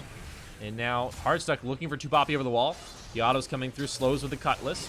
Blast Cone is there, and looks like 2 Poppy will get to it. That should be far enough away for him to survive. Indeed, it will be. Yeah, and that's just kind of a situation where it feels really bad to be a... He's trying to take the Drake. He's level 4. He's getting in there. He's got it pretty low. And then all of a sudden, a level 7 cannon comes in, hits him with his ult, and Ian's just like, I'm not even close to my ult. Thoughts on dies jungle again. XP and lane XP? Because it feels like soul laners are way higher level than they were last season, honestly. It feels that way because it's true. That makes They sense are then. way higher. Yeah. Solo lanes get ridiculously over-leveled when compared to the junglers, especially, but also the duo lane. And that's exactly what we just saw there. Tuller is still 3 entire levels above Ian. Level 8 compared to level 5. And even just with a Kindle Gem, the extra levels are so devastating if they are to meet in a 1v1 situation. So, looks like no solo kill for Klein here. Level 6, that's generally when he's found one. We'll see if he's able to get one, but up against another tank like that, that's a little bit harder. As Knight of Zed gonna hop back thanks to the 90 caliber net as Macho charges in, but Klein just gonna trade autos with him for now. Doesn't look like he's gonna throw down any abilities here. He does not have a rupture. Macho has the Call of the Forge God, and there he will just use it. Tuller in the mid lane now getting ganked. Slicing Maelstrom though on to Hamlet. Hamlet falls to the last auto as he flashes away, and Tuller, he'll die to Ian. But a 1-for-1 there in the mid lane, and flash down for Hamlet. So nicely done there by Tuller as Macho used the Call of the Forge God, but was not able to find the kill on Decline. He used the flash. As Fails and Hardstuck going forward here. Bubble misses, and now the culling comes out, and damage. That's it! Knight of Zed down, thanks to the autos. The double tap autos. Hardstuck is 2 Poppy trying to run away, staying underneath the turret, trying to keep the aggro on him, but a double kill now in the bot lane for Lucian on the Relentless Pursuit. As a gank at the top side, it secures Mouse Dixie a kill onto the Ornn. And all of a sudden, LNZRO find 4 kills in the span of less than a minute right there. They do trade one back in Tuller, as Ian did gank in the mid lane, but Tuller finds a kill onto Hamlet, and just excellent play across the board other than that as well. Hardstuck and Fails winning that 2v2 situation, and Mouse Dixie ganking the Macho, who just used his Call of the Forge God. They pick up 4 plays in the top, 2 of them in the bot lane, and they are now almost 3k gold up in this situation. LNZRO really making advantage of these top and bot lane scenarios where they are definitely at an advantage in terms of damage. This is going to be a very scary Rek'Sai. Right now he's sitting on about 1,700 gold. When he goes back here, it's 11 minutes, and he's taking Rift Herald right now, but the Rek'Sai is going to be incredibly strong here. Your bot lane is a little bit ahead, right? You know, you have a bit more gold, but not a massive lead or anything. Mid lane even as well, but the Rek'Sai is really the biggest difference right now, and a slight lead in the supports as well, but this jungle Rek'Sai could be massive in the coming moments. We'll see how that pans out here as Rift Herald was taken. And now he's back, and look what he's got. A warrior completed and some boots and a little bit of MR. So this is going to be scary here, especially with the Rift Herald. A potential huge play coming in if he can find a big dive somewhere, or maybe even just set up a gank and throw down that Rift Herald. And speaking of Mouse Dixie here, everyone else on his team is actually down in CS, even though they are so far ahead. He's the one who is up 20 CS on this Rek'Sai, doing a phenomenal job, picking up both the Drake and that Rift Herald, ganking successfully a bunch of times. Speaking of ganks, Ian to the top. Rupture gonna land there onto Macho. Klein gonna dodge it on the stun from the Echo for now. Tuller though flashing and slicing Maelstrom finds a kill onto 2 Poppy. Call the Forge God knocks up Klein. No flash or feast. Klein dodges down the knockup from Macho. He's trying to run out. Flash in from him though, and Ian will get the kill thanks to the Time Winder coming back like a boomerang. It always does. And now bot lane, a little bit of a tense situation to Hamlet and Knight of Zed now trying to stop a dive onto them in the bot lane here, but Fails going in, misses most of his abilities. Flash in from Mouse Dixie, and there's already a kill onto the Caitlyn. Culling gonna be blocked by the minions. Hamlet being chased down, and there's the concussive blow. Stun, Tooler with the kill. That's a successful dive in between 2 turrets in the bot lane. And now I think the turret will be going down. Yep, there it goes. First turret over in the bot side, and Rift Herald gonna be charging in soon onto this inner turret. And there's that effect of the blue side, Rek'Sai gank in the bot lane with the Rift Herald as well. So they may be able to pick up 2 turrets for their trouble as this Nami gets tagged. Yep. Flashes away. If he didn't, he surely would have gone down. Another gank in the top side by Ian. But Klein charging forward, looking for the feast. He's got it off cooldown. Rupture misses onto Macho. Just trading autos now as Macho just going to charge out. And Klein doing his part, not actually finding a massive kill lead or anything. He's actually died once and found an assist. But he's doing his part, keeping pressure on the top side so his team can make some big moves on the bottom side of the map. He found the Rupture as well. This Hold could on, be the maybe feast. a solo kill.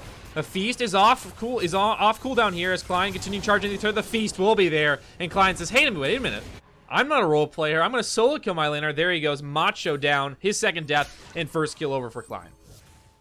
When your top laner's signature move is to solo kill the opponent, oh, I'll hold it. Mouse Dixie caught between 4 members here. He's gonna get 2 Poppy thanks to the ultimate there. And that's nice, 1 for 1, but you give her a huge shutdown there. That's not great on the Rek'Sai. I went a little bit too deep in the jungle with no support and gets caught out, punished there, but at least got the support, I suppose. Look at the bright side. Yeah, everyone from both teams grouping up around there because, of course, that Drake is up. It is the Ocean Drake. Mouse Dixie does die. Here comes TP teleport. coming through from Macho.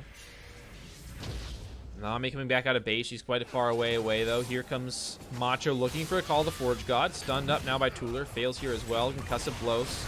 Will find the stun as well. Macho gets his charge interrupted, but call to Forge God not going to be blocked here. As Fails takes it in the face. Knocks up Macho in return though. And now Klein coming through. Does not have Feast back off cooldown. Klein, a lot of damage. Rupture able to hit onto the mage in the backline. Hamlet though able to just walk away. Did Ian just ult? I think Ian just ulted away from Hardstuck. As he's now on the Ocean Dragon here. Klein, no feast. It's now it's off cooldown. Falling, taking a lot of damage by 2 Poppy. Now the Ocean Dragon getting about half health. 2,000 HP. Now 3 sets into the pit here, but still about 1,000 health. 1,500 now. Hardstuck being forced to go back towards the bot lane here. Into the pit goes Klein, looking for the flash. He gets the feast on the Ocean Dragon. He will die in the end. But he steals the Ocean Dragon thanks to a flash feast there. Infernal Dragon next. Changing the terrain now. So a lot more room in the jungle. And a massive play by Klein. Solo kill into Drakesteel. Yeah, again, it feels terrible to be a jungler in this game. You're so far down in CS. Your smite's not even better than the solo laners. It's just a sad, sad day. As now 60 could have gone in with the Void Rush, but it would have been certain death again. Double knockup found by Macho on a Mouse 16 fails. They won't find much more damage. O'Toole coming in with Slicing Maelstrom. Going to find the stun onto Hamlet. Zoni is through here. They find the pick off onto Hamlet. But now Slicing Maelstrom down and no other massive ult is flashing. Ian goes in, going to find the stun onto that little Yordle in the front line. He was trying to run out, but he will fall. 2 kills got in return, though. Double kill for the Rek'Sai. 2 Poppy down to the relentless pursuit of Hardstuck. And now over the wall goes Knight of Zed. And there's the Void Rush. Knight of Zed hops back over, but into the waiting arms of Hardstuck, who's able to find that kill. Double kill for the Lucian. An ace. And now LNZRO firmly in control of this one, up 6,000 gold. And looking for perhaps a turret in the mid lane as well. And there's that Caitlyn fall damage, using that 90 caliber net over the...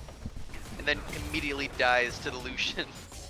But yeah, an excellent play there from LNZRO. Getting into the Flash Feast, and then they still win the fight even without their massive Cho'Gath tank in the front line as well. Just an excellent play there from Mouse Dixie, getting all of these picks off on the enemy team. Double kill for both him and Hardstuck, who is doing a great job in this game. Look, definitely a better form than the previous Varus 06 performance. This time he is 6-1 on the Lucian. It's fine. In a little bit of a pickle.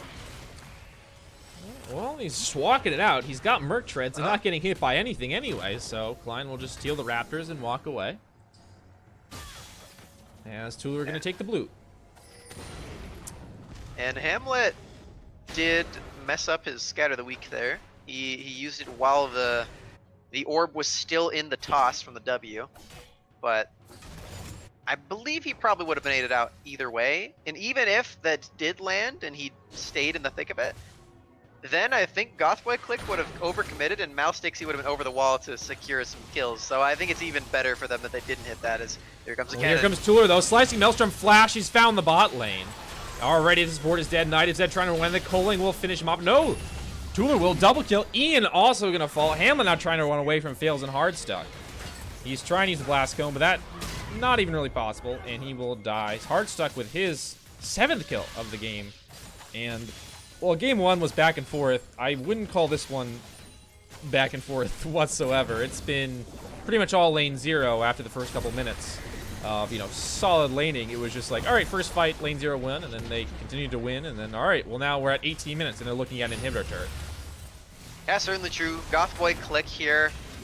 They're not. Oh, I'll hold it as here comes Colin All the Forge God blocked out by the shield of Fails. Knock up onto Macho. They found him. Certainly will be a kill there. Ian in, going to respond with a stun, but only onto the Cho'Gath. Inhibitor falls. Ian trying to run away. 2 levels down on Mouse Dixie.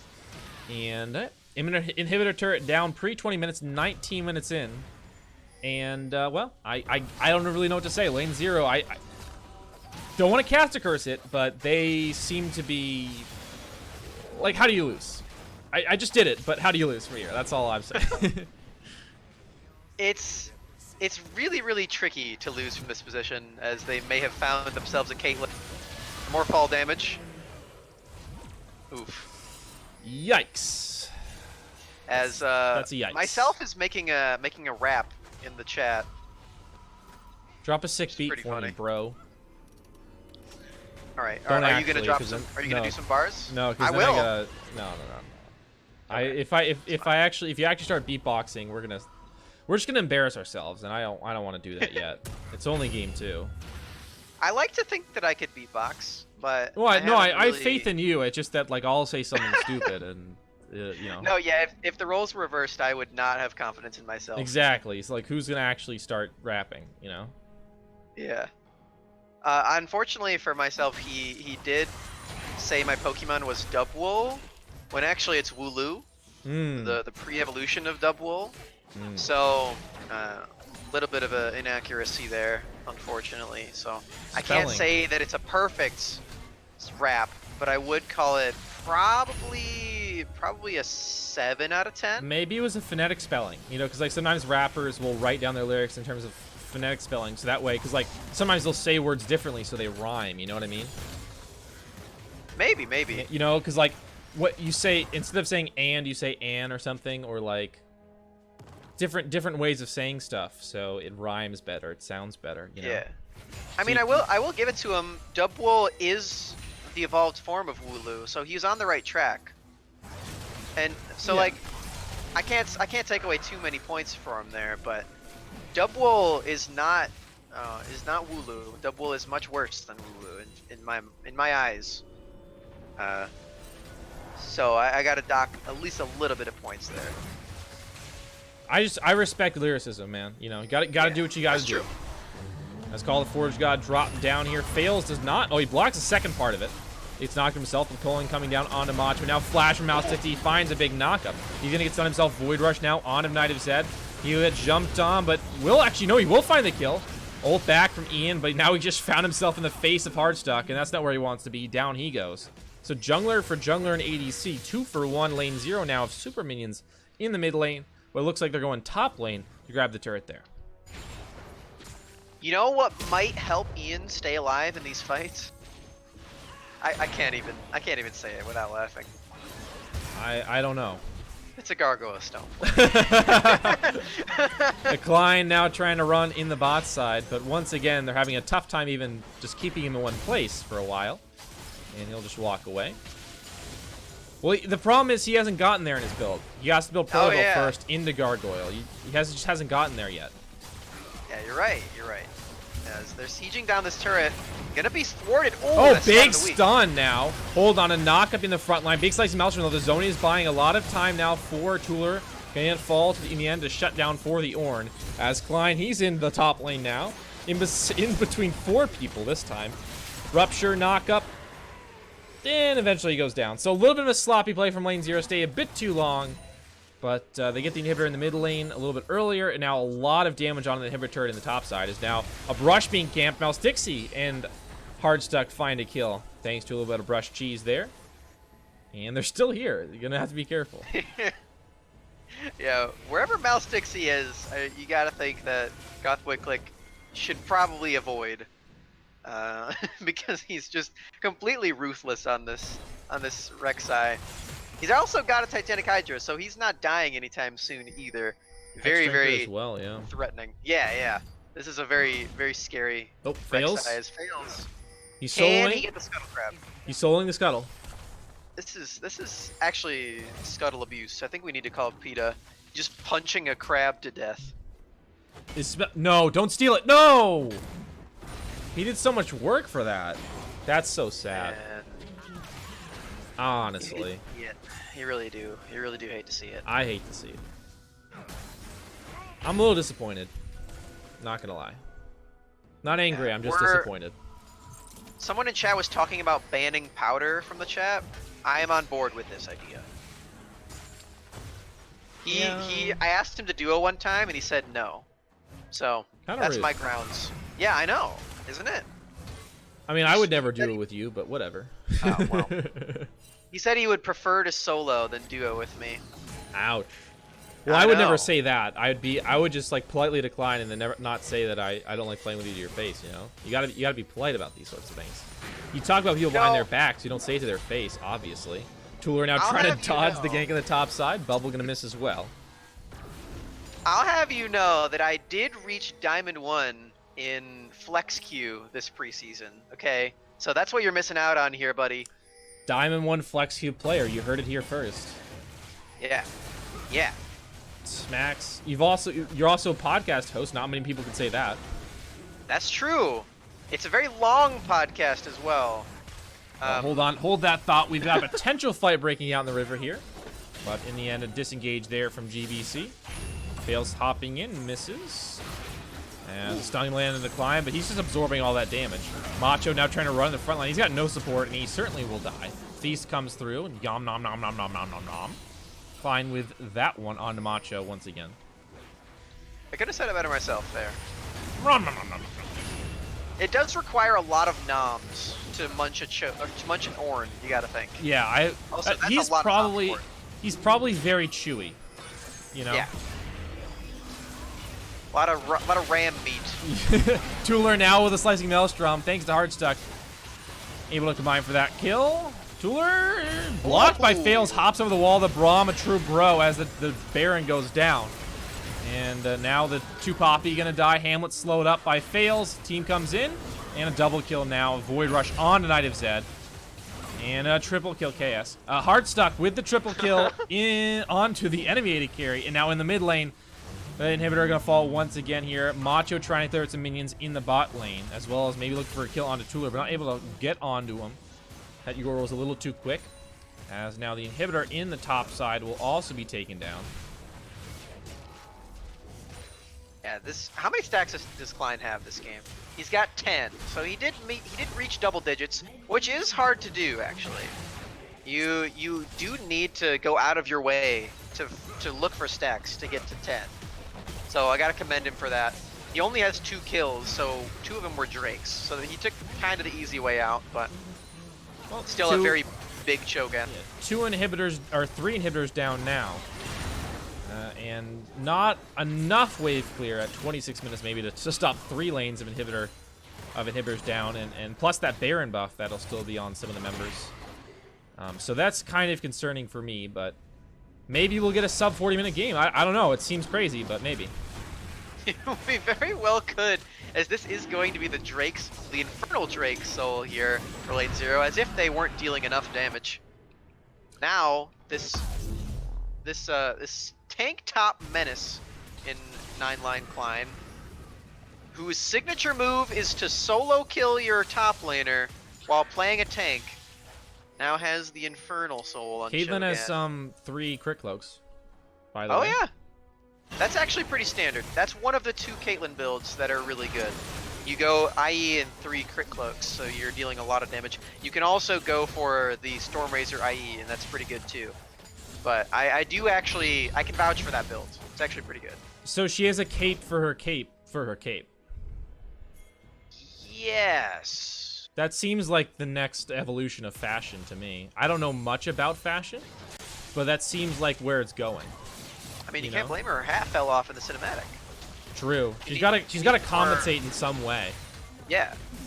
Maybe you need a death cap so you actually do have a hat again. Well, that's true. Oh. Macho misses the call. The forward god Ian ulting backwards. The minions pouring in, but this fight might be lost already. Hardstuck with a kill on his board, and already everyone's just dead. Macho's still alive in the front line, but not for much longer. Knight is in the fountain trying to auto his way out of it. But yeah, too many minions, too much damage. Fountain dived, add insult to injury. They find the Caitlyn, they find the ace, they find the Nexus. 2-0 for lane 0. Yeah, they're not match point, and what a statement game that was. They had this super early game Rek'Sai. They had a 15-1-12 Lucian on Hardstuck. After A terrible game brutal 1 game. too. That was Yeah. that was rough. I guess this guy's a coin flip player, but when he gets in there and he pops off, whew, it's looking good. And Fails was doing a phenomenal job supporting him as well on this Braum, supporting everyone really.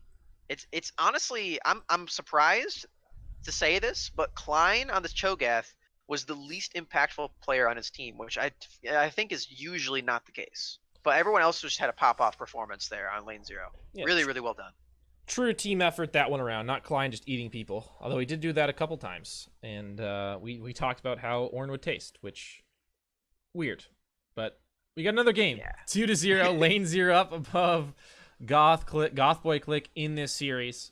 And looking to end it here. So an impressive first 2 games. Obviously game 1 a bit more, a bit closer, but game 2 just completely all lane 0 throughout the entirety of it. So we'll see if Goth Boy Clique can fire back. We've had a sweep in the past. We've had game 5, so we got a lot of different things, and we'll see if what they can do, because game 1 was encouraging, but game 2 was very demoralizing. So some mental fortitude going to need to be here for Goth Boy Clique. We'll see if they can regroup here. Game 3 coming up in just a couple minutes.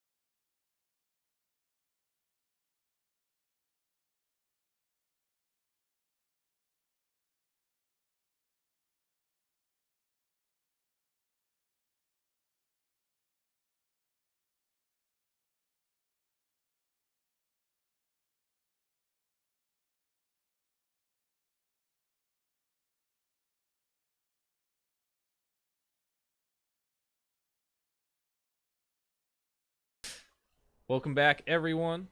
We've got our game number 3 picks and bans coming at you in just a second here. Goth Boy Clique now down 2-0 to Lane 0. And it looks like similar ban strategies like we had in the first 2 games. Misfortune banned away first. Yeah, Misfortune is a very, very good AD right now. Mostly just because of her W, which is one of the most broken abilities in the entire game. But of course, she is on the ban list again for this one, so we don't really have to touch on her too much as Vladimir is joining her there. And I would expect LNZRO to go ahead and ban that Aphelios once more. Yeah, well, seems same old, same old. Cho'Gath gonna be banned this time though, so no chance for Klein to get that one. Elise banned as well, and Goth Boy Clique, slight adaptations, but they realized, hey, Cho'Gath does need to be banned. Apparently, we can't beat that in lane, so gonna just try and keep that one away from Klein. And now Vladimir Rise and Lee Sin for lane 0. So yeah. Should mention there was a sub Skier SKJER. I don't know what that. I don't know how he wants me to pronounce that. It doesn't make sense. I think that sounds right to me, Skier. Skier, yeah, he's in jungle right now for Goth Boy Clique here, and actually first pick Olaf gonna come through for Goth Boy Clique, so getting a very powerful champion for him to start things off, and I think that's one of the first, or at least just banned in game number 1, so one of the first times we've seen Olaf, and can definitely change the game, especially with a jungle sub. We'll see how that one goes for Goth Boy Clique. Yeah, we're not gonna see Echo again, that's for sure, as the Olaf is there, and looks like the Aphelios slips through the ban list. It's going to be picked up by LNZRO here, and paired with the Braum, this pick is actually super, super broken. I've spoken about this before with a few people who were curious about it. I don't think it was on cast though. So Aphelios actually has, and this is not kidding here, Aphelios Braum has more all-in threat at level 2 than Lucian Braum does. And that is because of how stupid crazy Severum Q is with Braum. You stack it faster than Lucian does, because you're hitting them 3 times very, very quickly, and then you have Calibrum to hit them with that Q as well. So you have more damage, you stack the stun faster, and you have lifesteal and range more than Lucian has as well. So it's a crazy, crazy combo, and that's only level 2. It gets even better as the game goes on, but it will be against the Caitlyn Nautilus, which is a very threatening lane in its own right as well. Yeah, well, Aphelios, I mean, he's pretty good, I guess. Has a little bit of synergy, so not a bad pickup, I guess. Surprised it was let through, to be honest, but yeah, we get something special for ourselves. It looks like Shyvana going to be picked up by lane 0 here after the bot lanes have been decided. So bot lane's jungle's picked up, and only surprise to me is this Shyvana, but a welcome one. Yeah, I'm really excited for this. I was told by a certain someone that they may be pulling this out at this point. It may end up being a 2-0 like match point flex pick here for LNZRO, but Shyvana jungle is actually very, very good. She did just get a little bit of a buff on the patch as well, and the buff was more meant to fix up AD Shyvana. So it actually does mean that when you see a Shyvana in the other team, it's not guaranteed on whether or not it's going to be the AP burst variation or the on-hit one either, because the buff for AD Shyvana is actually pretty good. Well, I mean, it's not guaranteed whether they're going AD or AP, but one thing that is guaranteed is they're trolling. As we get Ornn and Mordekaiser picked up now, Goth Boy Clique rounding out their competition with Cassiopeia, and LNZRO now have the counter pick in the mid lane here. As LNZRO, they have the Ornn and the Braum combo, so that's good for them. Although that Mordekaiser Ornn matchup may be a little tough. Although, hey, Klein has turned around a lot of matchups we thought wouldn't be in his favor here. So we'll see what LNZRO do with this pick into Cassiopeia in the mid lane. Yeah, very true. I'm excited to see him on another tank. This will be his 3rd different one. Of course, Cho'Gath and Ornn are the top tier ones. Whoa. Thinking that wasn't what they wanted. It's Lux. Okay, so they switched it up. It's Lux instead in the mid lane up against the Cassiopeia. So no mid Mundo for us. Unlucky. And Lux mid lane. Tooler's played a lot of different champions, but I'm gonna pull out the Lux in the mid lane. I guess a little bit more range. The Cassidy is gonna have a tougher time, trying to take those long extended trades with the Twin Fangs. But certainly, an interesting mage to go along with this composition here. And I assume this will be AP Shyvana. That was what your insider information was alluding to, correct? It was, yes. I'm assuming that is going to be the case. They have a lot of physical damage with that Aphelios. It's kind of actually the same situation that Goth Clique have been in this whole time, where they keep picking Caitlyn and then everyone else is magic damage. This time, Goth Clique have actually fixed that issue. They have Olaf in the jungle, but LNZRO have that issue now, except their AD is Aphelios, so he actually deals way more physical damage than any champion really has any right to be doing.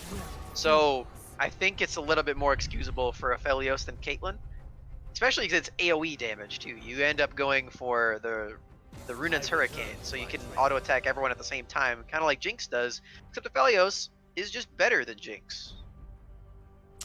True. I mean, she has an AoE rocket. He has an AoE. What is it called? Flamethrower. I mean, everyone calls it flamethrower, but it's yeah. I'm actually really hyped because this is the first game that I'll be casting Aphelios, and I have played a lot of him, so I can figure out what he does. And so I actually did my research, and I know what all the guns are called. But that's nothing too new for me. I am the guy who went out of his way to memorize the Heimerdinger ability numbers. So the Aphelios is kind of interesting. I've cast a couple of games of him already.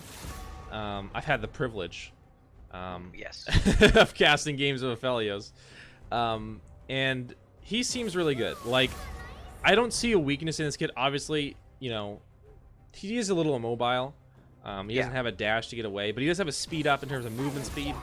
To me, it's like, well, you can get him and kill him, but like, what is he really weak? He can burst you pretty quickly. He has good range. Like, I don't know what the weakness of him is. Now, maybe we will find it in the coming moments. Maybe the game will just have sped up so much that his lack of mobility will be a huge problem here. But it just seems so tough to play against me. Just massive damage, especially if you know what you're doing with Aphelios. But he will definitely be, in my opinion, a strong champion for a long time to come in competitive League of Legends. So I think we got a lot more of him coming. So probably a good idea to memorize the guns. Yeah, he has so much flexibility too in the way that you can play his kit and everything. For instance, the Crescendum, the Chakram, is both the highest DPS one and also the highest defense one, depending on whether or not you press Q. Because the turrets are super good on defense, but if you keep Chakram on your secondary hand and you use the abilities of your main hand weapon, you pick up the chakrams that like float around you, then chakram ends up being the one that deals the most single target damage. So it's very versatile, and that's just one of the 5 guns. Obviously, the gravitum doesn't really do too much other than it's the CC one. Yeah. But all the other ones have a very, very crazy amount of versatility, and I'm really happy that they have this champion in the game because he's so cool. His balance is another thing, but the concept of him is pretty amazing. I feel like that's the exact thing, though, with every new champion that's released. The idea for every champion is so cool. Like, there's something about it that's really awesome. Like, I think Akali, Aurelia, even Zoe, like, the concepts are really quite interesting. It's just that, like, the balance is a question for me. And I think Aphelios could be a balanced champion. It's just that he does everything you basically want an AD carry to do. And that's awesome. It's a really cool concept. There's interesting, for the people who care about the lore side of things, as well as just like the interesting gameplay you get out of him. But for the balance, I'm a bit concerned in the coming weeks and the coming months how Aphelios is actually going to fit into the meta, because in the past we've had this situation where it's like, all right, well, we have like 380 carries that are played, and just no one else gets to play, and that's really kind of disappointing to me. To see the same 3 to 4 champions over and over again is quite boring, in any position. So that's one of the things that like disappoints me about this a little bit, is that inability to even play anything else. Because like we've seen Aphelios, Caitlyn, like like what else have we really seen? Lucian, like there just hasn't been much variety in the in the marksman role at all, really.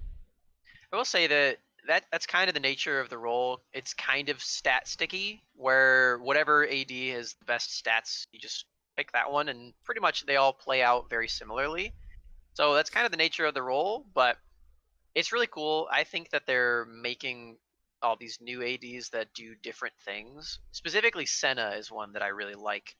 That she's in the meta, uh, at least in the place that she is, because you can have her on your team and she has an interesting role where she can be kind of more supportive. She has the healing, she's got the crowd control, she's got the global heal or the shield rather, and that's pretty cool. But yeah, Aphelios just kind of feels like an upgraded version of Jinx, and it kind of leaves Jinx out to dry now. So I think where he landed in terms of his comparison to the other champions is a little bit fishy, and I am not too happy with it. But he plays really, really well. I Oh really no, he's like playing awesome. him. He's awesome Yeah. to play. So much fun, but yeah, it's just a concern that like a little bit of power creep is kind of the old champions. Who's played Udyr. Like it's just Yeah. kind of unfortunate some of those champions have been forgotten. But we've got an exciting game for us still. I mean, like this game should be a good one as well. Like the first two games a little bit different in sometimes the times people would spike and the times the champions would spike rather. But this game, it looks like both teams have a solid composition in most stages of the game here. So excited for this one. We're going to take a short break, be back for game number 3, potentially match point here it is match point, but potentially the end of the match for LNZRO. They're up 2-0 and looking to end the series here. So we'll see if they're able to do it here with a Shyvana in the jungle.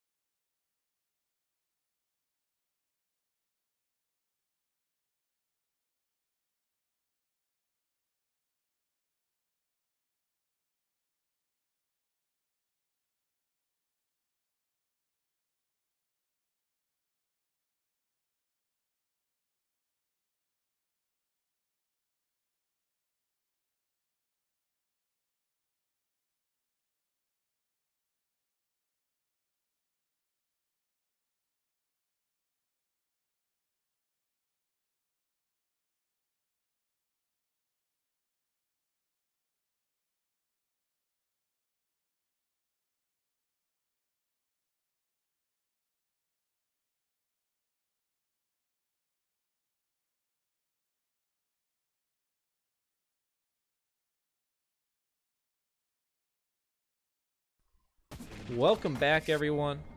2-0, LNZRO up, ready to end this series.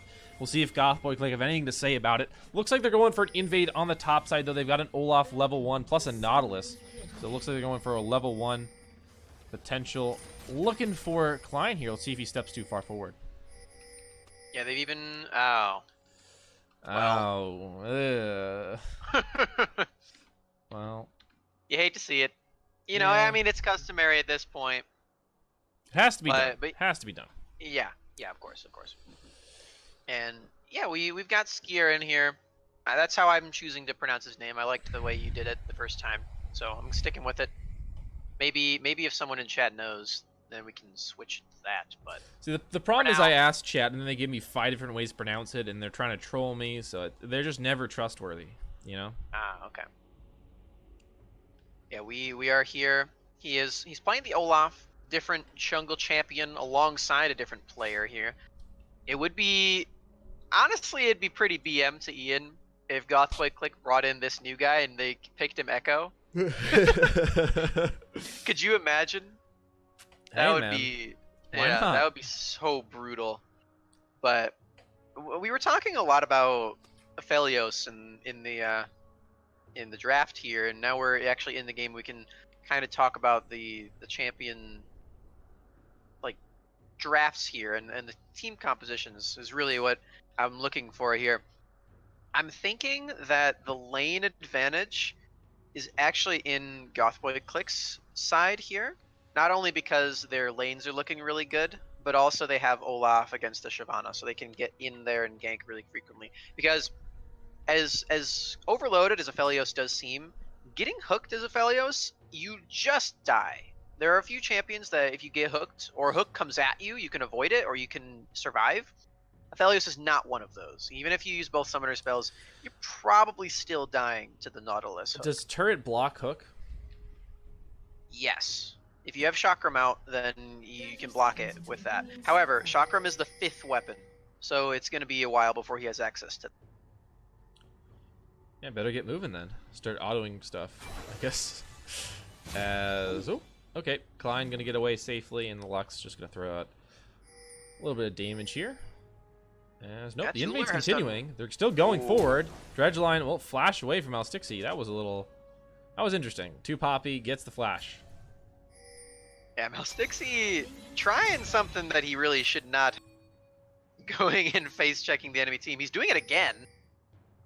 I feel like 2 Poppy could have maybe gone for another dredge line, and maybe they would have had chopped dragon for breakfast here for first blood. Yeah, who do you think tastes better, Ornn or Shyvana?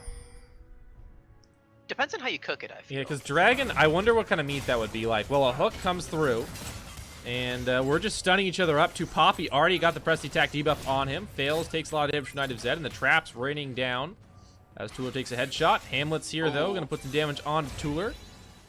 And the hook. Dredgeline misses. 2 Poppy actually going in, though. He's got a flashback out. As that Glacial Augment from the Lux actually slowing down 2 Poppy a little bit. One more on it. Yep, that's it. First blood over to Hardstuck. Yeah, that's gonna be the first blood. Like we were talking about how Mouse Dixie got a little bit too over-ambitious with play, but then 2 Poppy does exactly the same. Blowing his flash as well. Of course, he has access to the Hex Flash, so he has a little bit of leeway there, but dying first blood to the Aphelios in a lane where you really do want to try to get the advantage over him. Not the way that Goth Clique wanted to start this game out. Certainly not. That's not great to give one of the most powerful champions, I think, right now in the game. Just even an 80 carry champion in general. Getting them a kill up so that they can start controlling the lane and continue to grow their lead. That's just really not a great start. Obviously not the end of the world, though, but he is out of potions already, so that's not great either. And the Shyvana already on the bot side of the map here. Skipped Krugs, but cleared the rest of the top side of the map, and now looking to go for the Gromp. So looking to go for, I would assume, the bot side skill afterwards, as the Olaf full clear top side, and now looking for Raptors, and maybe go for Crab or Krugs. We'll see what he goes afterwards. Yeah, and this is also a situation where, like I was talking about with the all-in potential level 2, Fails and Hardstuck can just fully burst 2 Poppy as long as Hardstuck holds on to his Severum. Even if he doesn't, he can still do it with Chakram, but this could be a situation where he goes for it. And there it is. Yep, they're going to find the stun, but the shield buying a lot of time, plus the Aftershock for 2 Poppy. Mouse 60 being chased down by Skier. Trap going to find Hardstuck, heal down. Mouse 60 now hopping onto Skier alongside Fails. Flash away from Skier, Dark Harvest proc. A lot of damage there, but Skier gets out. Ignite on Mouse 60, he's able to run away, but a good hook onto Hardstuck. That'll be a kill for Knight of Zed. Still full health, he shoots the dragon in the face. Double kill now for the Caitlyn. Fails and Tuller trying to run away. The slow in. And now the axe is raining down onto Fails. He dodges one, though. The dredge line finds him, and Tuller will think it away, but the rest of his team not so lucky. And there's that jungle presence that I was talking about right there. Skier gets in there with the Olaf, makes it 3 kills for Gothboy Clique after that first blood that they so sillily lost when 2 Foolishly. Poppy hooked the wall. Yeah, foolishly. I think sillily maybe is a word, but it sounds kind of dumb. It's not. I'm getting a. Someone check the dictionary. That it isn't. Someone check the dictionary on that one. I don't think that's a word. I think it should be, because you gotta have some kind of adverb for it. It's a. Oh, there's the hook. Dredge line now on to Hardstuck once again, healing up though. A lot of damage back on the 2 Poppy, but another round of autos from Caitlyn will do quite a bit of damage now as Tuller running away in the mid lane. The poison ticking down, but he will survive. There's Ghost as well, plus the flash. For that Lux, here is a gank in the top set onto Macho. Klein very low on health. Mouse is here.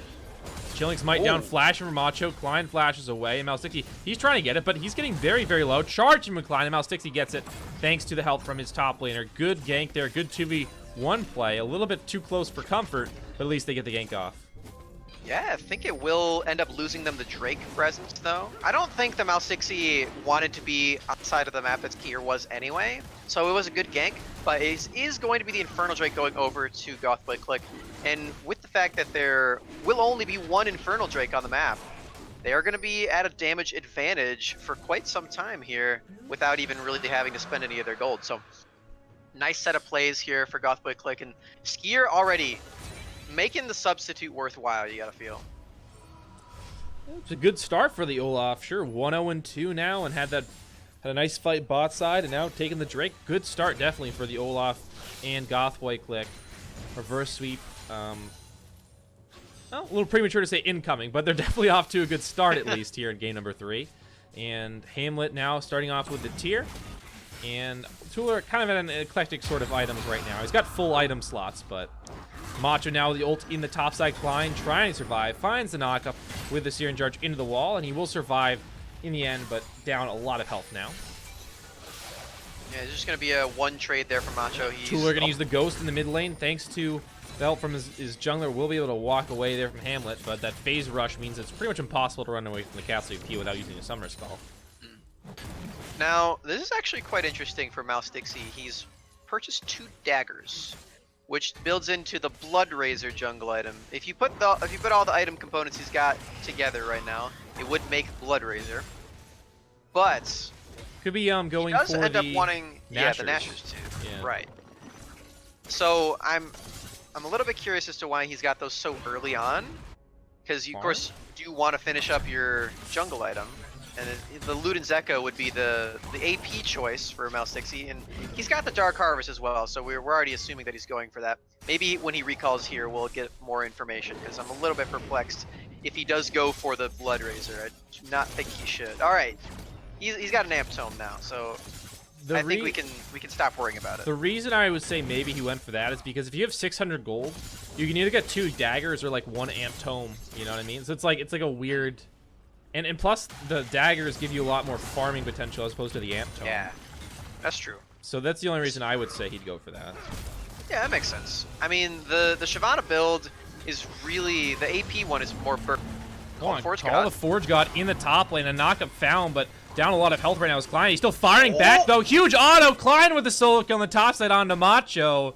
Didn't expect that one either, but he does it again. Magic from Klein on the Ornn. How does he do this every single game? He gets solo kills on tanks every game. I mean, like, I don't remember the last time he hasn't gotten one. It's ridiculous. I don't either.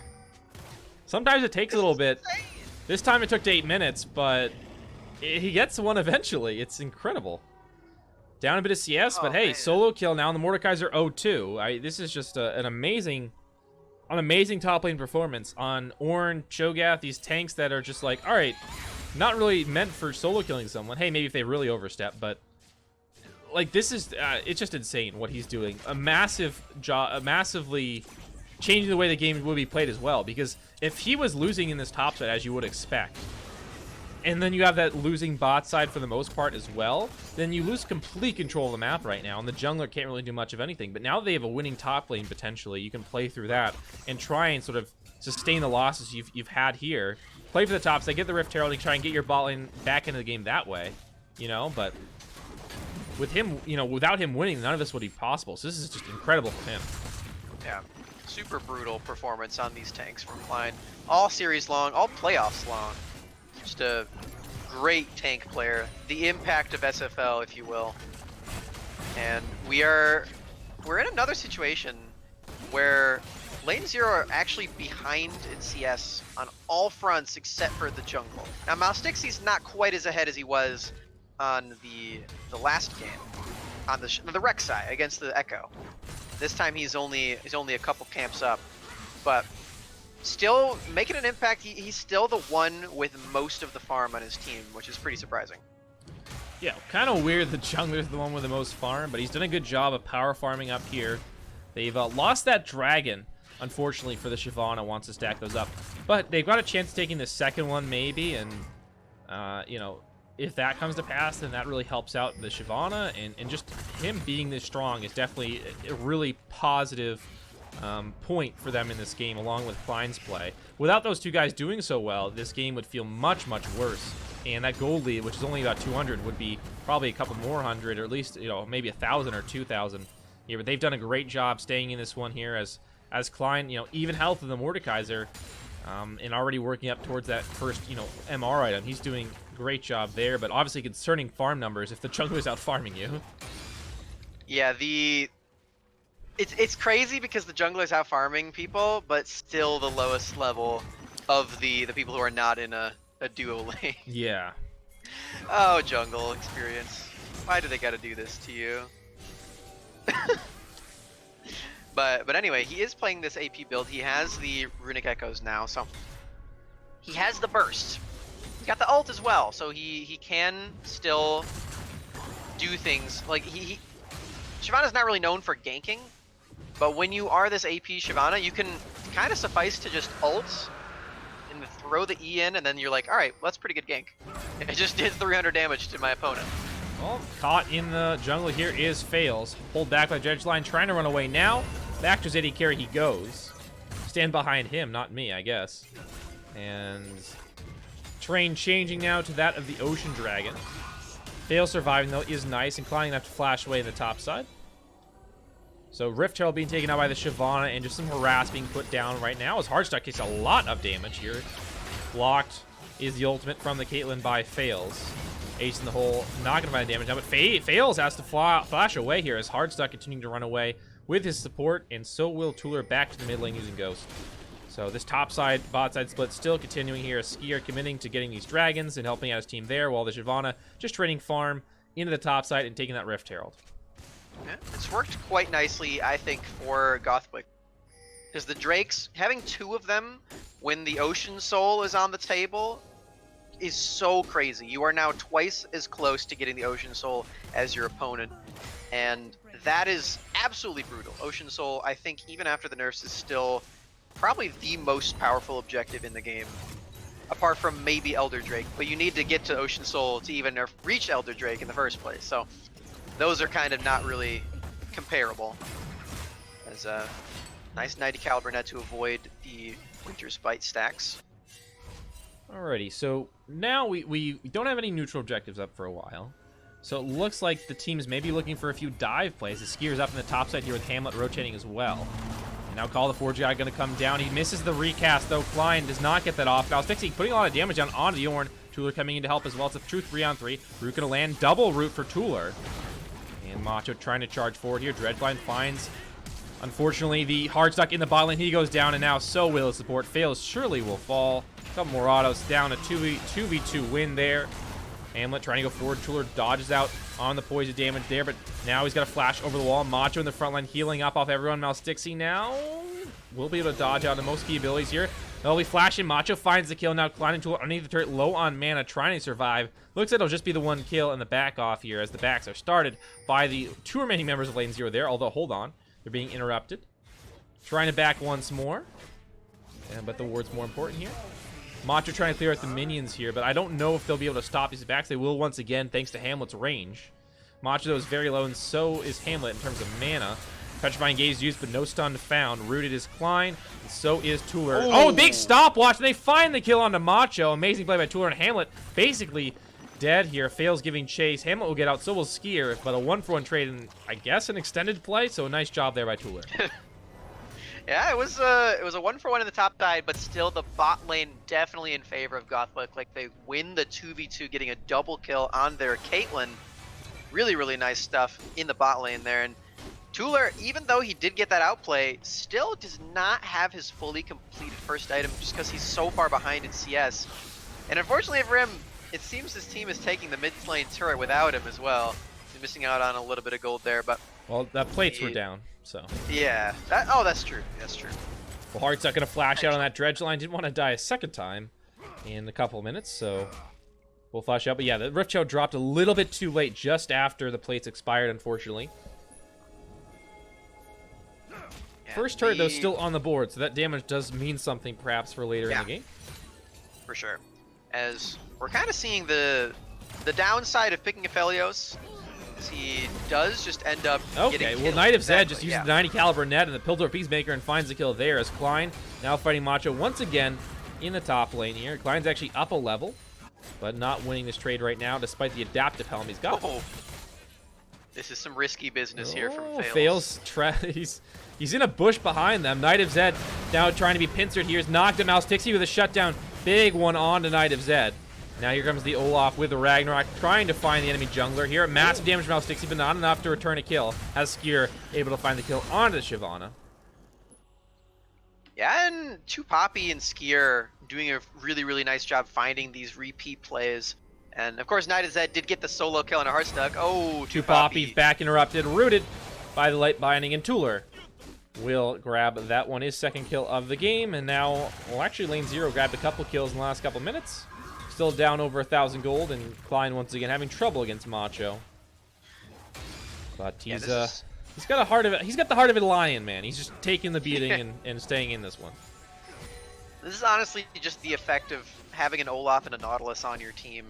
You just get to do so many of these plays early on that otherwise you wouldn't be able to do. As Skier is in position to start up this Drake, but Stixie now 2 items on the Shyvana, very threatening. Of course, he does not have his ultimate, so maybe not right now, but in a few moments he will be. Well, Skier's over the wall looking for the Smite Steal, gonna get stunned up. A lot of damage coming down here. He's gonna die before the Dragon even gets in Smite range. TP in here from Klein. Knock up now onto that Cassiopeia. Heartstuck trying to run away, but he's in the Death Realm now with Macho. Call of Forge God finds Hamlet, flash away, and Petrifying Gaze will only slow Klein here as Macho grabs the kill onto the enemy carry there, onto the Felios. Klein now trying to run away. Knight of Zed and Macho coming back in. Here's a 4v4. Flash away from Klein. Root gonna land from Tuller, and Macho will back out. So a 1-for-1. Dragon secured. So not a bad play for LNZRO. Yeah, that was a little bit of an anti-synergy there from Clique. Getting hooked by Nautilus makes you face him, and so he forced the turnaround for Klein, so he did not get stunned up by the Petrifying Gaze. Pretty rough stuff there. Usually, you're attacking with the Nautilus and the Cassio on the same front, so it ends up being a good synergy, but right there, they were pincering him, so it ended up being pretty bad. So they did not get the kill on the 9-line Klein, and of course, LNZRO picking up that Drake as well, so they're slowly catching back up to the Drakes of Goth Boy Clique, and they're slowly scaling their way up to being menacing right now as well. You gotta think the Heartstuck, So she's gonna hop forward into the Dragon form. Not a lot of damage onto Poppy, but certainly making the effort too. Stixie's level 10 right now, which is actually a decent level for the game. Actually up a level on Skier as Hamlet takes the move up and now is level 12. Yeah, I was going to mention that Heartstuck is going to need to buy a QSS very soon, because otherwise he's just gonna die to the Mordekaiser in every single fight. He can't get any. There's really just no hope for an Aphelios if you're in the Death Realm getting hit up by the Mordekaiser. Mid lane turret goes down though. He's completely alone bot lane. Yeah, he picks up one in the bot lane too, so that's going to be 2 quick turrets for LNZRO. Oh boy. Fails, gets pulled back in, gets the ultimate off though, and a lot of damage from Lux. As the Call of Forge comes in, finds them, knock up. Knight of Zed out of the fight. Tuller knocked up from the Nautilus. Ace in the hole used, fails blocks. Root gonna find the Cassiopeia, Petrifying Gaze, no stun. Klein in the Death Realm, dying to Macho, and he will die once he comes out of the Death Realm. Fails now, get hooked by 2Poppy. 2Poppy flashing away. Fails, gonna block a lot of damage for his team as Olaf going in onto Tuller. Continuing to charge now with the Ragnarok and Stixie. Well, he's the only one left as he's lost his mid laner, his support. Now Heartstuck coming in as AD carry to try and help out, but it's a 4v2. As Caitlyn coming out of base will certainly cut them off, perhaps. She's able to run over there in time. Stixie slowed up by the axe now of Skier. Flash away. Heartstuck and Stixie. I don't really know where they're trying to go, but they get cut off. Knight of Zed finds kill on Stixie. Now Heartstuck pulled back. Well, he's dead. Ace now. The Cassiopeia with the last kill onto the enemy AD carry. Yeah, and Heartstuck just did not want to join that fight. He just stayed split pushing bot lane the entire time. It was only once the enemy team was actually bringing Stixie toward him, or I guess the other way around, Stixie was bringing the other team toward him, that he decided to actually try to attack an enemy champion. But by that point, his entire team was dead, and it was just a quick and easy pull there. 2Poppy on this Nautilus is doing a great job there, and of course, Macho locking down the Ornn makes the team fight from there very, very easy. Mordekaiser is just so good in a situation like this. Basically on any of these champions, just locking them out of the fight is very, very nice.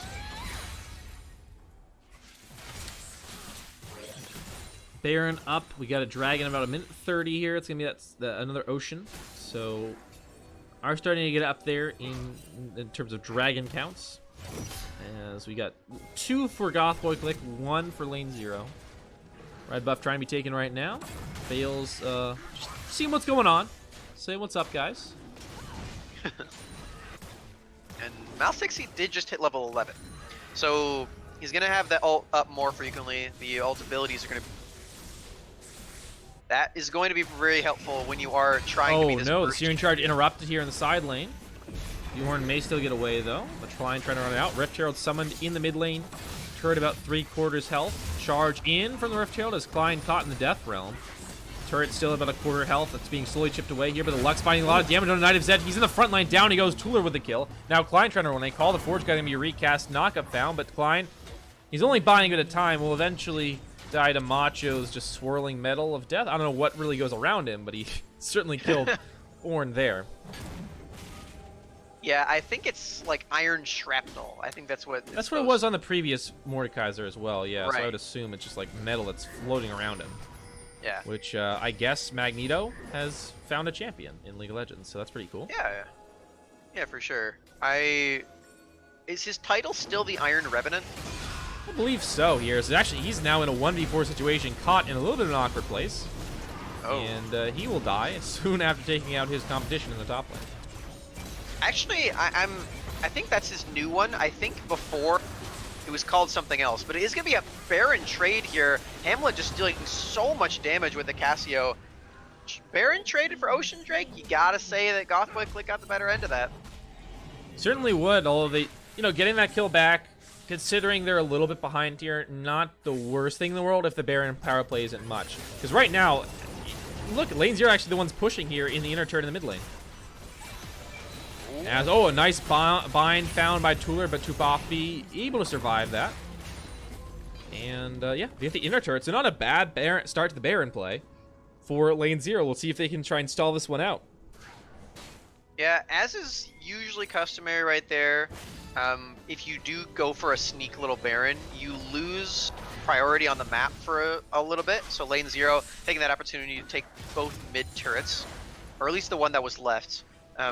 And so they have the priority now, but it's really about what you can do with the Baron afterward, as they've already knocked down the turret, so they have equalized the turret score 3-3, and they still have it for a while. So we'll have to see if they can do anything else with it. Well, it's they say it's Baron is fleeting, dragons are only until the game ends, but KDA is forever. So really, I think we need to reestablish some priorities here. Clearly, dragon was more important, and the kills were more important. So I think LNZRO won that one for sure. As we find a stun in the jungle, but Skier just going to walk away from it. And Tupapi not going to be able to find a hook just yet. Although maybe now he will find it onto Fails. The fight breaking out, but a lot of disengaged power there for LNZRO. Call of Forge going to come in, and that whiffs as well.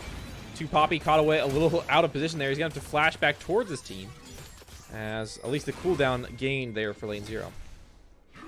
Oh, this is actually really interesting. Hardstuck is not going for the Runettes, so he's not going to have the AoE damage with his next item. He's going for the single target burst damage, I guess, with the Infinity Edge. I don't know why that was escaping me. But yeah, he does not have Runettes on this. Oh, flash in, bind found, and that's a kill. Tuller with a pick onto Tupapi. And Macho still trying to work in the side lane here. Klein trying to delay him. But this Baron obviously making that a bit harder. As the traps are set up by the Caitlyn now in the top side inner turret. As a binding found onto the Caitlyn. And now the engage may come through. Mouse 60 on Knight of Zed, flashing away. The Caitlyn's still alive. Fails flashing onto him. The Ignite will go down. Finds the kill. Now trying to chase is Fails. It's a 4v2 here. The Miasma buying a little bit of time thanks to the slow. Skier with the axes will be able to kite out. And Klein doing his best to, again, hold off Macho, which he's doing for a decent amount of time. I don't know if yours did this, but my directed camera... Oh boy, hold on. Mouse 60. Nope, he's able to get out that time around. Very close, but able to survive. My directed camera was splitting time between top and bot fights, so I couldn't tell what was happening in either of them. Yeah, a little bit back and forth, but directed camera got there eventually to the top side. Sometimes it derps out a little bit. Yeah, it definitely did right there. But That was a very interesting fight. Like Tuller got the pick, but from there, did anyone even die? I don't think they did. Oh, what? Wait. Oh, Night of the Zed did, because the Braum. Okay, yes, okay. So it was a 2 kills right there for Lane Zero. I don't know. The directed camera really just threw me for a loop right there. As people are spamming reverse sweep in the chat. Well, I mean, they're winning, so I guess, you know. Yeah. Start the train now. They're not winning by as much as they were right now, though. And a lot of that is because Tuller's picks here. He's been able to get... Oh, he might get picked, though. Oh, Tuller trying to win. He gets shut down there by a skier and fails, now caught in the wrong neighborhood. And that's 2 picks very easily for Goth Boy Clique. I mean, yeah, I don't know why they were there, but they were quickly told not to be there. As Hook gonna land now underneath the turret, down on the Yorn here, but oh, nice follow-up as well. Death's Grasp, and Macho gonna just spell the doom for Lane Zero here, as he's got to flash out. The heal will save him from the turret damage. Mouse 60 here looking for a bit of poke. He's gonna get caught by the dredge line though, and he gets pulled back. An ace. And, well, that's not great for Lane Zero here as Goth Boy Clique find the ace and now are probably going to grab an inhibitor at the end of this thing.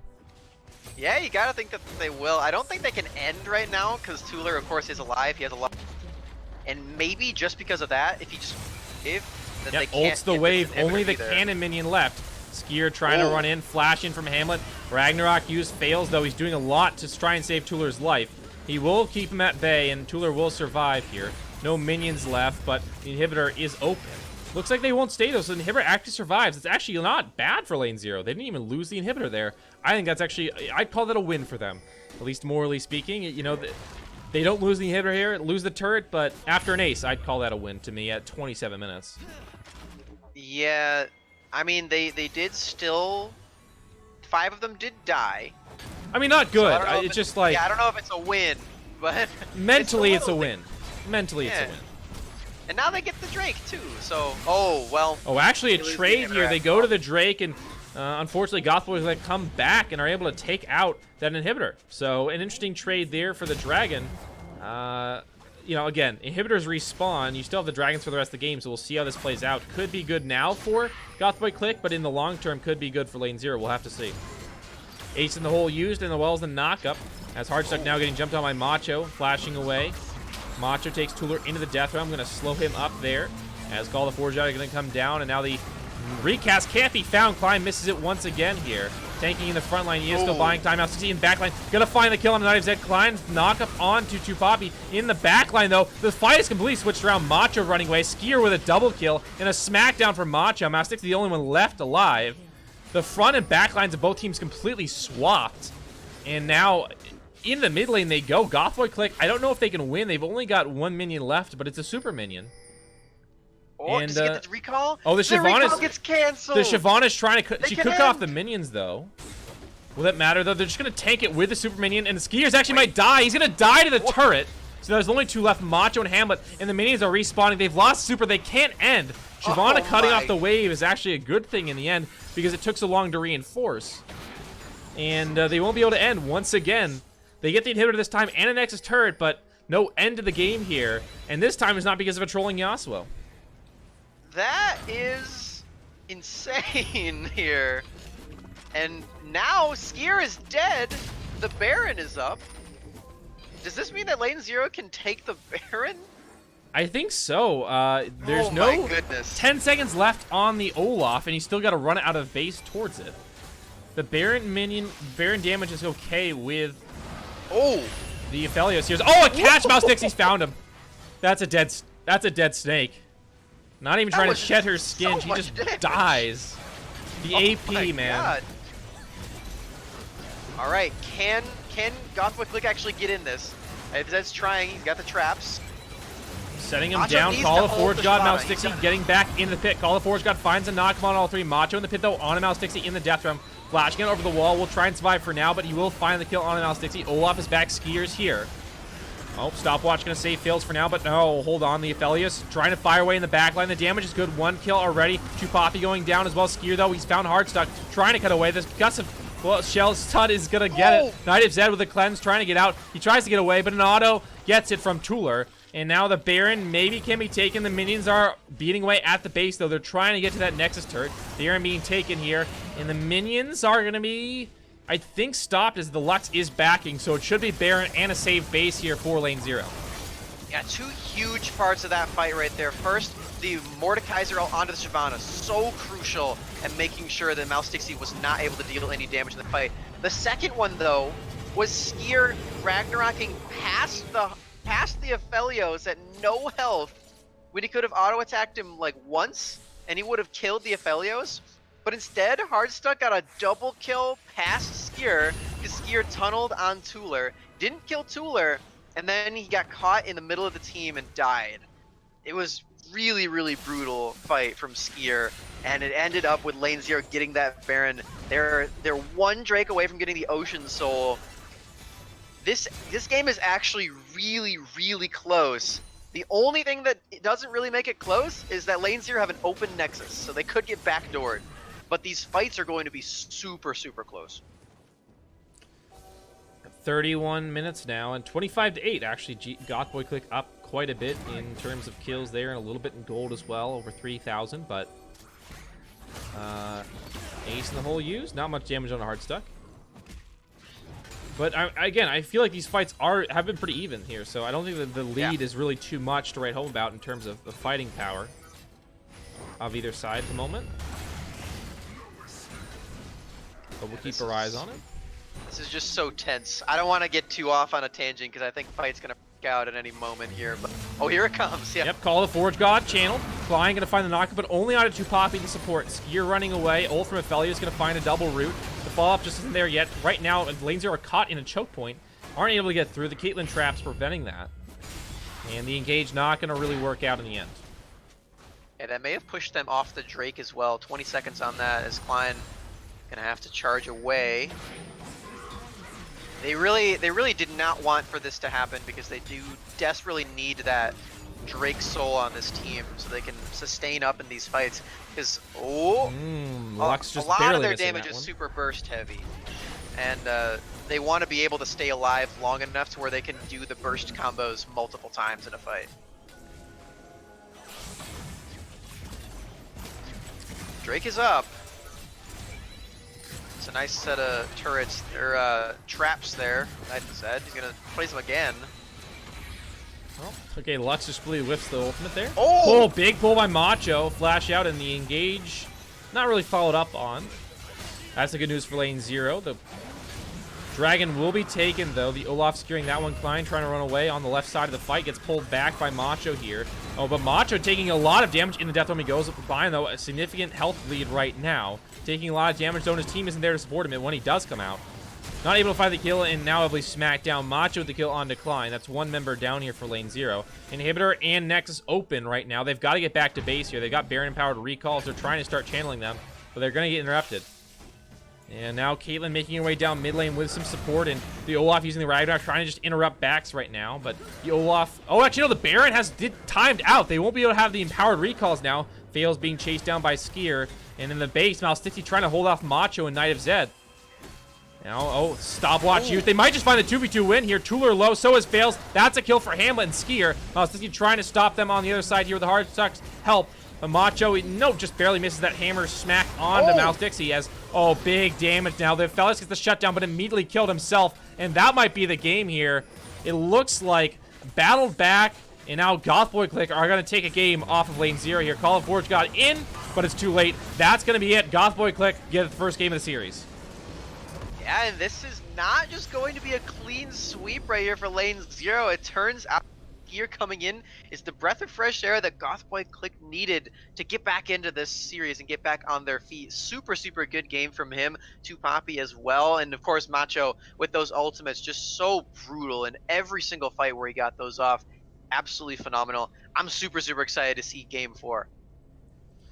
Well, that was an interesting one. The Shyvana, the AP Shyvana in the jungle, an interesting pick. Did a decent amount of damage, but didn't really provide what they were hoping for, I think, in that one. So we'll see if they go back and change that jungle pick. For sure, Klein with the solo kill on the Ornn, but wasn't really able to make an impact outside of that. The The ultimate from the Mordekaiser was huge in that one, just pulling someone in the death realm and completely negating them from the fight. So an interesting game, but LNZRO fall 2-1 now in the series, despite being on match point. I mean, they got another chance at, another 2 chances at it, but certainly a stumbling block here. We'll see if they're able to recover. We'll be back for game number 4 in just a moment, so stick around, and we'll have some more League of Legends for you in just a moment.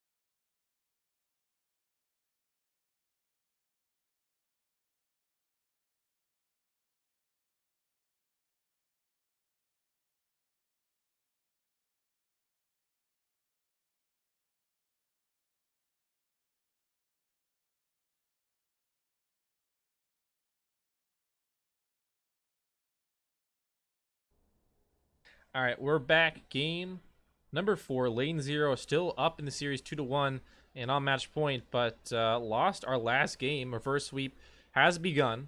We'll see if they can see this one through to its conclusion. Goth Boy Clique obviously in a bit of a better position now, but Olaf a big part of that. Now they're actually the ones banning the way since they don't have the first pick, being on the red side now. LNZRO have that privilege after banning away the Vladimir, Mordekaiser, and Rise.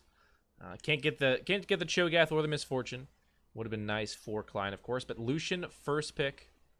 Cho'Gath Misfortune is what I meant to say. And Lucian first pick with the Aphelios now coming in for Goth Boy Clique. So interesting that both teams seem to be getting their bot lanes rather early in the first rotation. But Lucian before Caitlyn, Aphelios, kind of interesting to me in that one. Yeah, I will say that Hardstuck had some rough games where he was not on Lucian. And the one game he did play Lucian, he had 15 kills. So I kind of get where they're coming from here. It may not be the better champion in the meta here, but it makes more sense in the context of this series, and I think it's a valiant choice. I'm excited to see where they go with it, as the Nautilus is available against the Aphelios if they want to do that. The Braum denied away from the Lucian, and they're going to go with Thresh, the other hook champion. Yeah, the Thresh has been a common pick for a lot of supports in the Sugar Free League. We'll see how it fares in this lane. The Braum can sometimes suffer against range supports, but the Lucian Thresh have some kill potential as well. And you talked about, well, if you hook the Aphelios, you can maybe just kill them straight up. So we'll see if they're able to do that, or if the Braum can play well enough defensively to try and prevent that. Yeah, for sure. Ooh, the Rek'Sai again. That's really, really cool to see from Mal60. It's on blue side again as well, so definitely the favorable position to be in for Rek'Sai. This is very, very memorable of game 2. Certainly very similar to that one here. The Rek'Sai, yeah, Mal60 had a great game on that. So it looks like LNZRO just going back to what worked. Hey, we good Will and Lucian, good on the Rek'Sai. Let's just run it back, man. We did a great job on that. We'll do that one again. Gothboy Clique gonna get their hands on the Lee Sin, though that was banned away in game number 3. So they're able to get their hands on that kind of playmaker, which can turn the game on its head. But the Rek'Sai obviously can prevent that to an extent, being a powerful early game jungler that she is. As Yasuo Kennen being banned away from LNZRO, which makes some sense. You want to go back to champions that have worked out well for LNZRO. Those are two ones that have done well. As Zoe and Orin banned away from GBC, which is another attack on the soul lanes here. Yeah, let's see if LNZRO will draft Klein another tank. Malphite's still available, but Orin and Cho'Gath are off the board, and without the Yasuo, I'm thinking he might not want to do the Malphite again, but I've been wrong before. Maybe he goes for it, as Orianna's a pretty nice pick here with the Lee Sin combination. You can get a lot of early stuff going on with those two champions, and you can continue out into late game as well. Orianna, one of those champions that really does bolster Lee Sin's kind of squishy, engaged nature. She can get the shield on and pop those shockwaves, so that's going to be pretty exciting in the mid game. As LeBlanc is the counter pick. Okay, Tueler, I'm excited for this. This is going to be a spicy mid lane matchup here. LeBlanc for Tueler, and he's played so many different champions in this season. Assassins, mages, anything you want, he's played pretty much.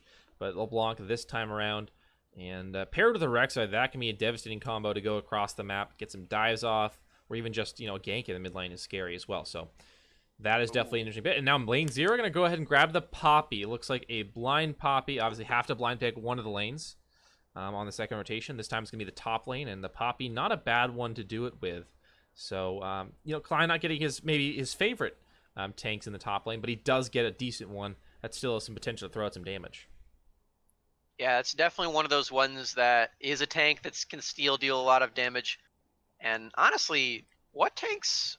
We're getting down to the wire. Oh boy, there's a Mundo to go up against it as well. This is going to be a pretty interesting one. I was kind of excited for the Urgot, but thinking better of it, does not want to get his E canceled, I suppose. But anyway, like I was saying, I don't know of a tank in the game that really doesn't have a lot of damage. Maybe Maokai would be the one. I guess it would be Maokai is the big tank. But like even Sion does a lot of damage. Well, Cyan is a bit more reliant on like one ability specifically to do all that damage with, you know. Yeah. And Ornn and Cho'Gath share the quality of being kind of be able to burst. Like if you're at half health, they can kind of burst you down because they can use all their abilities in kind of succession. With Call of the Forge God into all of his basic abilities, and if you hit them all, that does a lot of damage. And Cho'Gath obviously with a feast after hitting a rupture and the autos and whatnot. So I think that's kind of the quality that makes them good for Klein. Yeah. And You know, having the I ability think solo Set's kill. going to join the ranks of that too. I think he's going to be Well, maybe he'll probably. be more of a user, but he's got enough crowd control, and I think he's definitely going to be a top laner to where I think he's still going to be able to join the ranks of super tanky champions that can still deal ludicrous amounts of damage. Yeah, I think that you may be right on that one here. We're going to hop into the client draft now and get underway here. Game number 4. I don't know if this will be the last one, but it could be. LNZRO on match point here. They did a little bit of a, had a little bit of a for-fun game last time with the AP Shyvana, but now they're buckling down, getting real serious here. And don't have an Ornn or a Cho'Gath for Klein, but they got a Poppy and got some comfortable champions, especially for Hardstuck, who's had a rough time this series.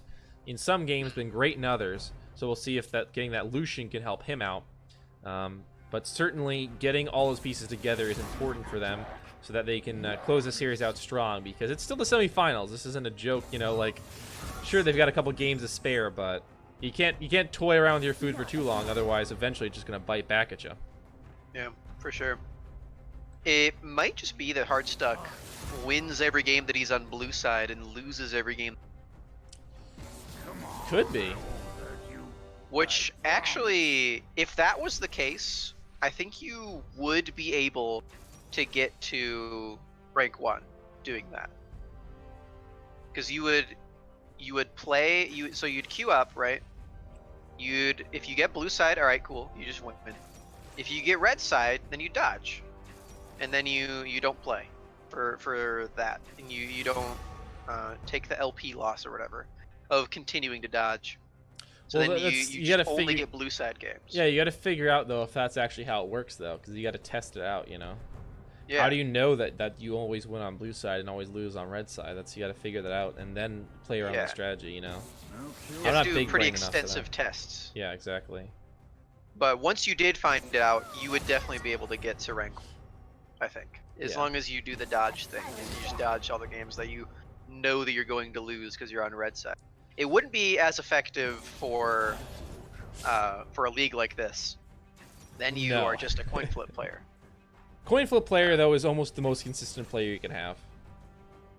Yeah. I mean, it also doesn't even apply to any of these players because they won LNZRO won game 1 and they were on red. So you're just joking with me is what you're doing. Yeah, you're just pulling my chain. You can get my chain. Yeah. Just psych. Nothing I said even mattered. All right, sounds good. And now we've got our rosters complete. Should be hopping into game in just a couple minutes here. What are your thoughts? We got the LeBlanc on Tuller, which is something we haven't seen yet. Orianna as well. We actually haven't seen a series, but common champions in the past. And Lee Sin on Skier. He had a good game on Olaf, but obviously Olaf versus Lee Sin, a bit of a different mechanically, champion. So we'll see how that works out. Any thoughts going into this one? Obviously, some comfort champions for LNZRO. But anything else to note before we really get into this one? Yeah, I think that LNZRO are going to have more of a lane kingdom in this one like they did in game 2, where they've got the Rek'Sai going down and ganking the Solution Thresh all the time. I will say that Thresh is a lot less reliable at landing the hook than the Nautilus is onto Aphelios. So that might end up being a little bit of a detriment here for LNZRO in their composition, that they don't have that instant hook and just kill the Aphelios. But they picked this over Nautilus. Nautilus was available, so you gotta think that Faye has confidence in his Thresh. We've already seen it before, so we know that is the case. He does like to land those hooks, and he does it very well. So I think this is going to be a bot lane kingdom for LNZRO, and it's going to be on Goth Clique to make it out of this bot lane not 0-5. Kind of like Hardstuck did last game on the Aphelios, where he was 0-5. Yeah. I think that was one of the main reasons that LNZRO did end up losing because of that. So if Lane Zero can just do exactly what Skier did to them to Knight of the Zed this time, then I think that it's going to turn out to be a very favorable way to play this game, and I think that Lane Zero are going to clutch it out and take it. However, Goth Boy Clique definitely with the late game advantage here. They have so much AoE damage, and they have the Dr. Mundo to run in there and just cause chaos. So I think that if anything, this series has shown us that the team with the early lead is usually the one that can manage it. But Lane Zero did still win the game where they didn't have the early lead in game 1. But in 2 and 3, it's been the team with the early lead that's been able to do it. So based on those games, Lane Zero, I think, are going to be able to win this one. All right. Well, we'll take a short break. Back game for number 4 in just a moment. And potentially the end of our series. We'll see. Lane Zero versus Goth Boy Clique. Lane Zero up 2-1. Looking to close out this series here with a win. Lost last game, though. So maybe Goth Boy Clique reverse sweep. Just saying. Maybe. We'll see how it goes. Lane Zero versus Goth Boy Clique coming up in just a few minutes.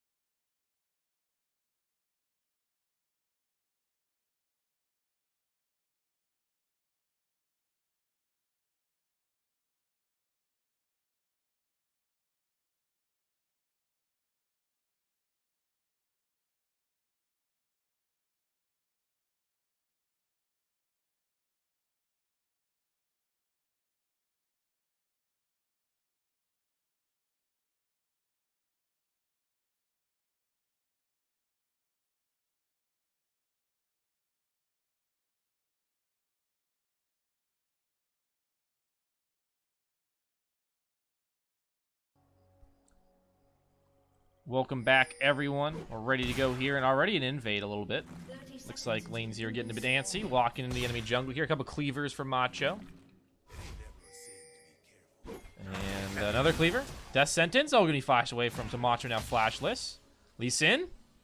No. No balls. Not gonna go in. And Yeah, I mean, it would be a 1v5, so you can't blame him too much. But, I mean, he's afraid of him, you know? That's true, yeah. I don't respect a Lee Sin that doesn't go in. If every Q you hit, you have to take. It's just how it goes. Yeah, you miss every Lee Sin Q that you don't take. Exactly. I mean, it's not strictly true because it does damage, but well, yeah, exactly.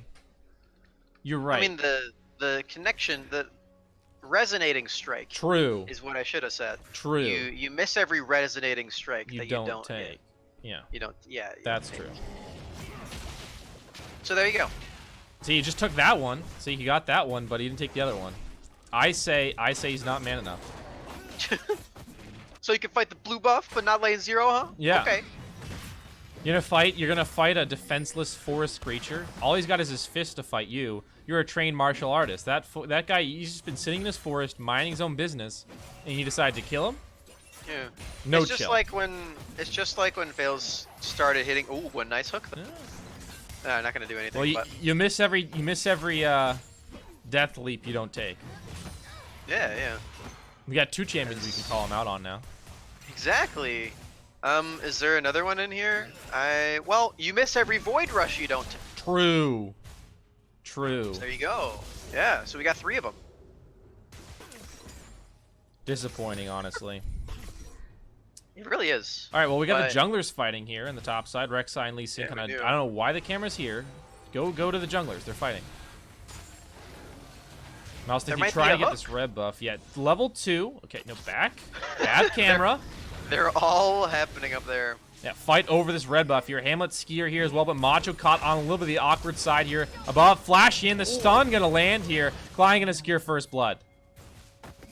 Yeah, brutal CC chain there onto Macho. Does not even get the chance to flash out. He doesn't have flash anyway, so I Literally don't know if they and really needed figuratively. to. A CC chain. Yeah. No, that was super good. Oh, and I am on the same page as you now. Yeah. You know, something I think is interesting is that skin that he's wearing is called El Macho Mundo, I'm pretty sure. Nice synergy there. Skier, Mad now Stixie going at it, level 3. Tuller coming in. Skier flashes into the wall, and he dies. Nicely done there. Skier, unfortunately, gets a little too aggressive on the invade, loses flash, and dies. Tuller with a good rotation. He uses both of him summoner spells, though. So an attempted re-invade, and nope, not going to work this time. Tuller on the LeBlanc, I was already excited for this, but now he's participated in 2 kills. He has double buffs. Yeah. And just look how much damage he's dealing to Hamlet right now. Just a simple spell combo. Get the red buff too. This is brutal. Seems like not a fun time to be laning against someone who just got double buffs on the block. Yeah, it typically is not. Jace is worse, I think, though, right? Yeah. Yeah. He probably. Because Tuller, I mean, he can auto attack you, but usually you're not going to auto attack them that much. As back to the El Macho Mundo. Mm-hmm. I wonder what the numbers in his name mean. Because he certainly is not the 804th Macho, right? I would assume not. Well, hold on, Is he Klein with is his actually one-to-one, though? trying to run away now. One more cleaver, Ooh. and we'll find Klein, and that's going to be it. Macho with the solo kill. We found his champion. It's the Mundo with the skin that matches him. And a solo kill onto Klein there. Yeah, for sure. And honestly, for Klein, little bit of a... Actually, I mean, it's a really big mistake because he did get punished. Oh, a nice death sentence. I don't think they're going to get anything off of it, though. But pretty big mistake from Klein staying in that lane when he started corrupting pot, so he doesn't have an item anymore because he already used all the charges. And he had a ton of gold, which we're now seeing he's spent on a Bramble Vest and some boots. Now he can definitely go for the fights with Macho, but before going for them, really, really risky because Macho actually does have an item at that point. Yeah. Well, we've got a Cloud Drake here, which is, I'd say, not a bad dragon to pick up in this stage of the game. Not the best, but not the worst. It's not like old Cloud Dragon where it was like, well, you shouldn't even bother taking it. It's just a waste of time. Yeah, I think Cloud Dragon, obviously once you hit level 6, it doesn't do anything before you. Klein and Macho fighting again. Macho with the ultimate on him, but Klein trying to do a bunch of damage. He's got that Grievous Wounds on him. One more auto! Gonna do it, Klein with a solo kill. Down a level, but he does it. Every game! It's every single game! Every game, man. You doubt him? You think he's not up to the task? This is 9-line Klein. Put some respect on his name. He does it every game. I don't get it. I will say that Macho did get a solo kill on him first. True. So there's a little bit of that. But he's done it every game. Yep. Tooler gonna use that ultimate to take a nice trade onto Hamlet, down to 0 mana basically now. Gonna have to TP back to lane here. Tooler with Ignite back up, but no flash just yet. But now in control of this lane for the most part. Yeah, and we're seeing a little bit of a flip from the last 2 games where Klein is a lot of CS up on Macho, whereas before Macho was definitely getting the better end of those CS trades.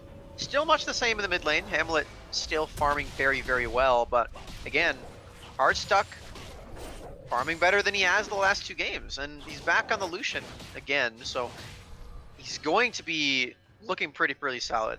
I will say though, Mouse Dixie's been up in the top side this game. He has yet to go bot, which is rather interesting on blue side, red side, but he's still got time, obviously. The Drake is up.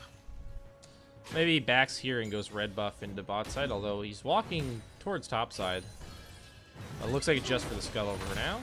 But maybe the gank coming in. Mouse Dixie going top side, knock up found by Klein, trying to find an angle onto Macho. And now Macho's running back towards the enemy turret. He's healing up, though. The stun not found. Macho slowed up, though, and the turret might be enough damage in the mid lane. A big shockwave found. Tooler is going to go down. Flash out. Auto will do it. Fails, able to get the return kill, but Hamlet trades 1 for 1. Macho now, he's running. And Mouse Dixie trying to get onto him. Tunnel up eventually. Klein pushing him further back, and they will kind of get him, but it took a while. It definitely did take a while, but they did kill the Mundo in the end. So still going to be worth it there for Mouse Dixie and Klein to go for, but they do lose their mid laner in the process. It's a 1 for 1 there. Hooks found into the box, goes to Poppy. Culling comes out. To Poppy, able to get out for now. A lot of damage to Knight of Zed on the Ophelio. Is going to find 1 kill. Looking for a second. Yato double kill for Knight of Zed. Now he's putting down the turret. He'll die though. Hard stuck cleans up that one. Still an amazing play from the Ophelio, grabbing 2 before he falls. And now to Poppy, he's going to get bound up. That's a kill double for Tooler on this LeBlanc. Taking a lot of damage now from Hamlet. And Skier here as well, but Tooler will be able to walk away from them. Actually, another chain being put down here. Skier taking a lot of damage there from Hardstuck, and he'll have to hop back towards his teammate as Tooler pushing in that wave. And back to bot lane, the Illusion goes. Yeah, that Ophelio's Infernum ulti just did so much damage to LNZRO right there. Of course, Knight of the Zed does still fall in the end, but that double kill is going to be really useful later this game, as he's already got most of the pieces of his Essence Reaver. I always get nervous when the directed camera pans to a jungler low against a camp. It makes me think they're just going to die to it. Because it happens more frequently than you'd think. Skier? The junglers would care to admit. Yeah, it did it again. But he does lose the Drake because he's busy almost dying to jungle camps. It's a Cloud Drake going over to LNZRO, and now everyone with access to their ultimates, so the Drake actually does do something at this point of the game. That's fun. Yeah. Before level 6, it does absolutely nothing unless your name is Karma. You know what champion gets left out of that? Udyr. F's in the chat for Udyr, ladies and gentlemen. Oh, most underappreciated champion. Look at this directed camera, man. It keeps doing this. Skier's low in the jungle, and the camera pans to him. It makes us think he's gonna die. I mean, Skier, he's playing a dangerous game, but he's won so far. Maybe he thinks he's still playing Olaf when he gets more attack speed based on how low he is. Maybe that's it. Engage from 2 Poppy. Well, he's just gonna get hooked in. Destin is on in. Stun's gonna land though. Stopwatch big from Fails. Play in, finds 2, the box down as well, but the damage from Knight of Zed is too much. And that'll be a 2v2 win there. Hamlet trying to run through the river here. Shockwave whiffs. Oh, that's not good. Tooler now on to Hamlet here with Mouse 60. Knockup found by the Rek'Sai, and the bite on the butt to Hamlet. That's a kill for the Rek'Sai. Yeah, Shockwave was quite tragic there from Hamlet. But that's exactly what I was talking about in the bot side there from Knight of the Zed. The Chakram just does so much single target damage. I'm pretty sure there he autoed Fails after he got out. Just look at the turret damage, by the way. He got out of the stopwatch, and it did all of his remaining health, which is a little bit less than 300 off of 1 auto attack. Insane. I like that. I like my AD carries to do more damage than they should.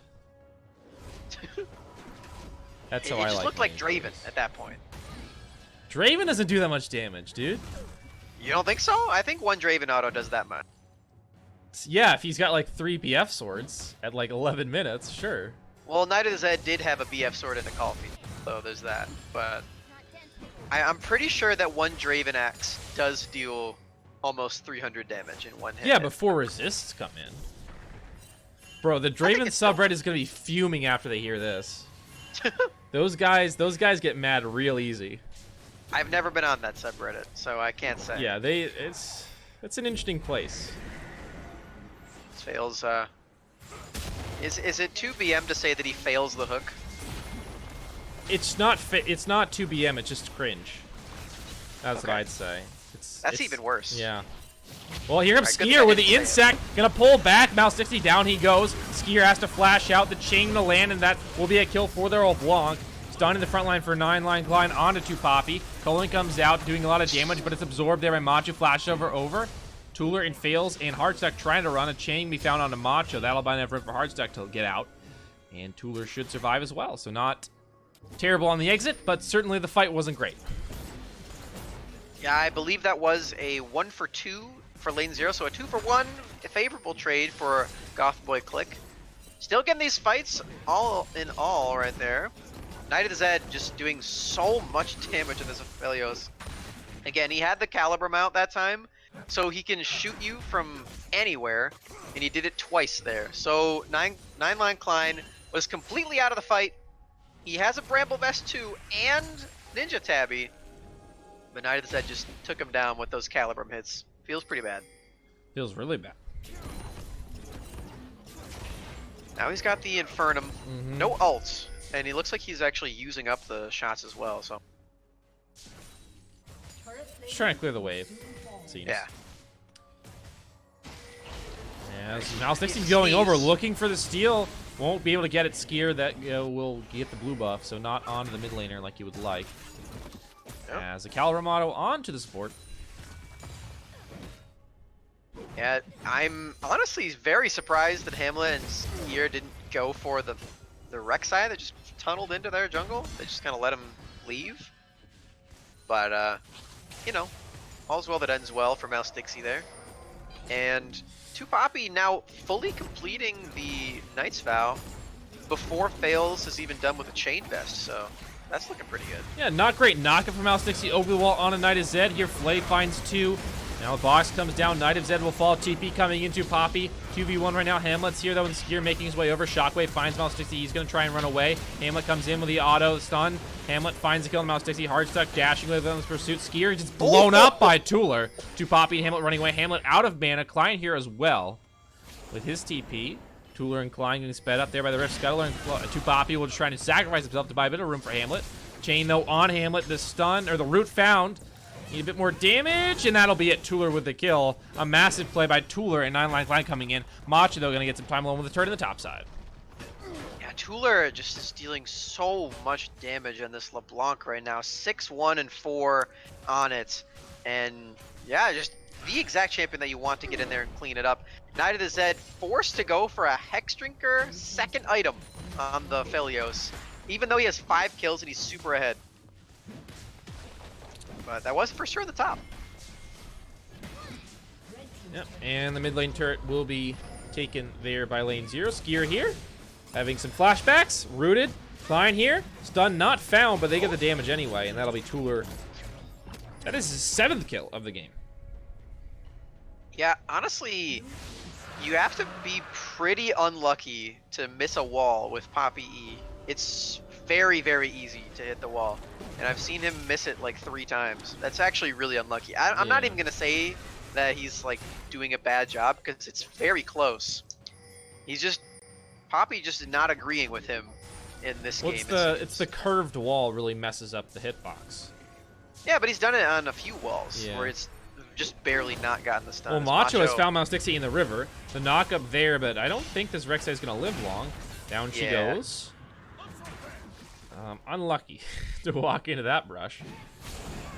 Yeah, speaking of tanks that deal more damage than they should, Mundo in here I mean, at the end of the day, Mundo kind of feels more like a DPS champion than a tank. Well, he also has no CC, so it's kind of like, well, what does he do Yeah. if he doesn't deal damage, you know? Yeah. Just gonna knock the minion wave away. That's actually pretty smart use of the Poppy ult, because now you let someone get here to clear it. That's true. Yeah. The problem is the person to clear it is Lucian. Well, hold on, And- Shockwave found, and now a lot of damage you can put down. Klein will survive thanks to Lantern, but the turret may not be so lucky. Although the wave flew out by the LeBlanc, Cullen comes through, hook onto the Mundo, and Macho is all alone underneath the turret, smacked into the wall. That time the Poppy found the stun. Hard stuck with the kill, and yeah, Poppy ult bought enough time for them to come back, so 200 IQ move. Yeah, it definitely was right there. That was super, super nice. They baited the shockwave out as well. Didn't kill anyone with it. Klein barely got out. And all in all, a very, very favorable trade. This is definitely LNZRO's game to lose, and they are doing a good job not doing that right now. 2 Drakes up, Ocean Soul yet again. Ooh, Tuler's here in the back line. He's on to Knight of Zed. Damage found, but the concussive blows stun.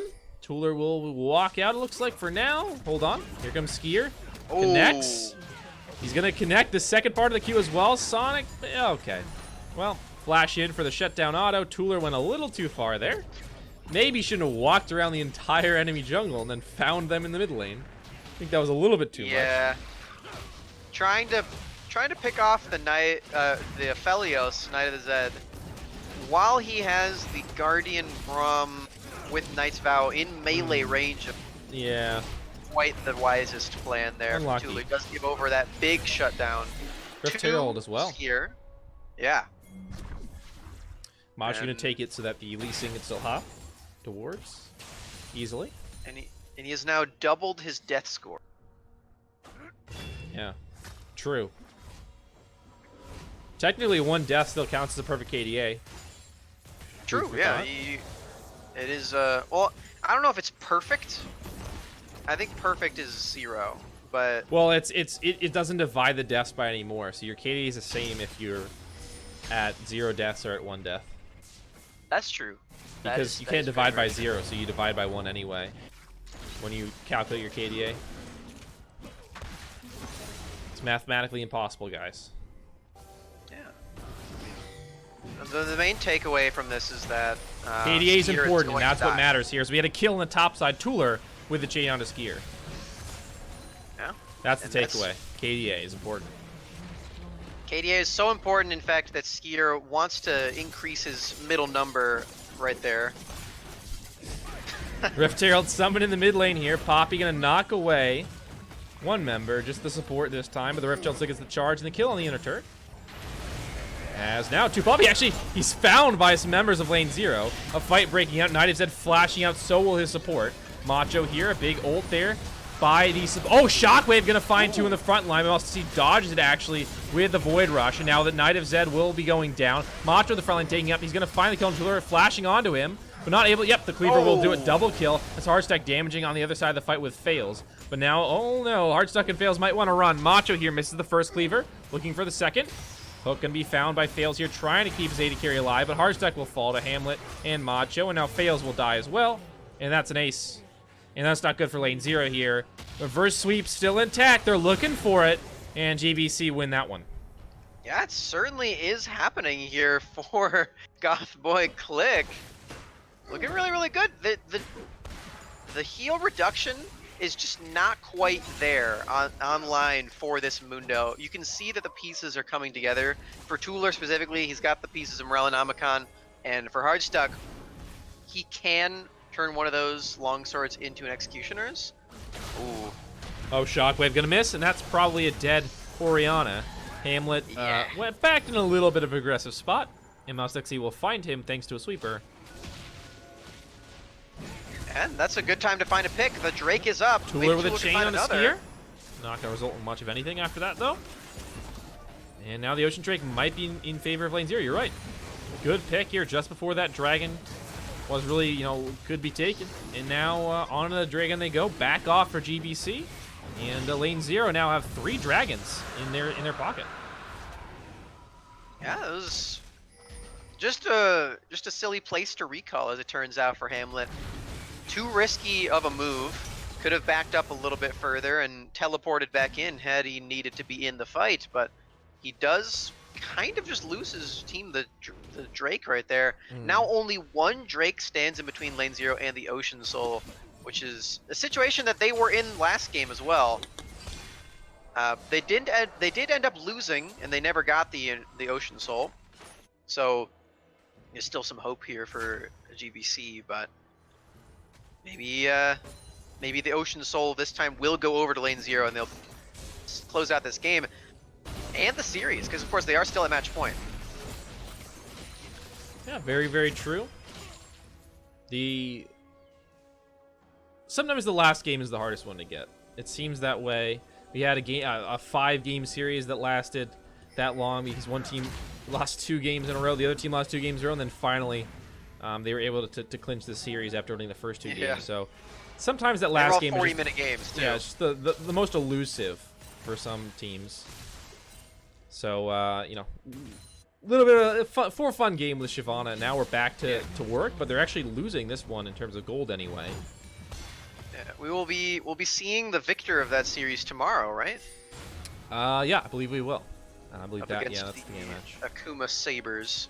So stay tuned for that one. Well, maybe not stay tuned, but well, tune please in go for somewhere else tomorrow. for 24 hours, or at least a bit less than that, like 19 hours, because that's probably unhealthy to sit at your chair staring at nothing for that long. It's probably not good. Yeah, very, very true. But yeah, you're gonna wanna tune in tomorrow at 8 p.m. for the other part of the semifinals, because whoever wins this one will win the winner of that, or will play against the winner of that one. Sorry, script leak there. Yeah. Our bad, by the way. Dead. Spoilers. Both gonna land though. Death Sentence on into Poppy. Knock up. And that's a dead support. Now the TP coming in though. Mouse takes the lantern out. Another TP from teleports. Macho. Yep, we got a lot of people coming to top lane. Everyone's here. It's a party, but now Baron potential, maybe? Another hook found on a Skier. He's able to get out for now thanks to those tenacity on those merc treads here. It's a knock away. Macho coming back into the fight here, but in the front line fails, able to grab the kill onto Hamlet. And now more damage put down by Knight of Zed. He's untouched right now, and the damage right there, it just isn't available for LNZRO. Fails taking damage in the front. He'll die to Knight of Zed. No one can touch the Aphelios here as Viney's trying to run from Macho, stunned into the wall, trying to get away. But I don't know if he'll be able to. And indeed, the Poppy will survive. In fact, 4 members from LNZRO will. So in the end, not as bad as I thought it might be, considering that the Knight of Zed just went untouched that fight. As Melstixi, oh no. Skier's gonna take him, and Melstixi finds the knockup. They find the kill on the Skier here. The fight is still in favor of GBC as Knight of Zed is untouched. Void Rush used, but they're not able to find a kill, and Melstixi goes down. And Knight of Zed again untouched in the backline that fight as well. And GBC win it. Yeah, Knight of Zed, I was thinking he was going to be dead off of that play, but LNZRO just went for 2 Poppy instead. And then it really ended up biting them in the rest of that fight. Still, they do not have the heal reduction. Oh, and it looks like Tuller built a Void Staff instead of the Morella Nomicon. So it's delayed even further here. The only Grievous right now is on Poppy. And it's only if Mundo hits the Poppy as well. This is brutal, and they're gonna lose Baron as well. Looks that way. 2,000 health. On a couple hundred. Oh, and then finally, Knight of Zed able to secure it. Here as Tuller running away. Can he get out? Looks like he will be able to. Cleaver, though, lands on a Tuller. Gonna need that W cooldown again. We'll get away here. Chain misses. Now Macho has no support. And he might get chased down here. And Macho's a little bit too crazy. Going forward. Death Sentence gonna land onto Macho, but the Nasty's there. Mousey flashing into the back line. Knight of Zed very low. Void Rush used a ton of damage here, but a huge Shockwave on the other side. LNZRO have no health left on their carries. Hardstuck dies to Skier there. And now Fails left. He's in the back line. He's gonna die. And now Klein, he's in a 1v4. He will die. Will take a few people away, knocking them back with his hammer. And Klein will finally fall to the autos of the Orianna. Hamlet with the final kill, an ace. And now I'm getting scared that maybe the reverse sweep is actually a possibility. Yeah, just look how much damage Macho took right there, and imagine if he had Grievous wounds on him. He would have been dead. He would have died in that fight if they had Grievous wounds. But they went for Void Staff and they didn't buy Executioners, and I am very confused about it because that's a very scary Mundo that is completely untouched if you do not reduce his healing. And now they are going to pick up the Ocean Dragon as well. Oh my goodness, LNZRO have kind of reached a throw here, but that was the smite on the red. Yeah, Skier just used the smite here, but he's going to get the kick out. Tula going into the pit, looking for the dragon. Couple hundred. Oh, they stole it. Big steal here by Mouse Dixie, and he's not dead yet. He's still in the pit looking for a way out. He's got a tunnel if he wants to take it. Mouse Dixie walking in, Tula over the wall. Lantern going to get him out. And the dragon's stolen here, so Mouse Dixie with a big steal on the Ocean. Yeah, it really is. That's so crucial for LNZRO.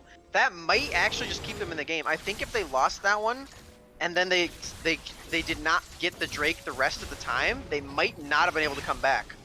As Wolf does save Knight of the Zed, but unfortunately for LNZRO, Hamlet did not make the same mistake that Tuller did. He already has. Chain gonna land here on a Macho. Stone plate though. That's a lot of health.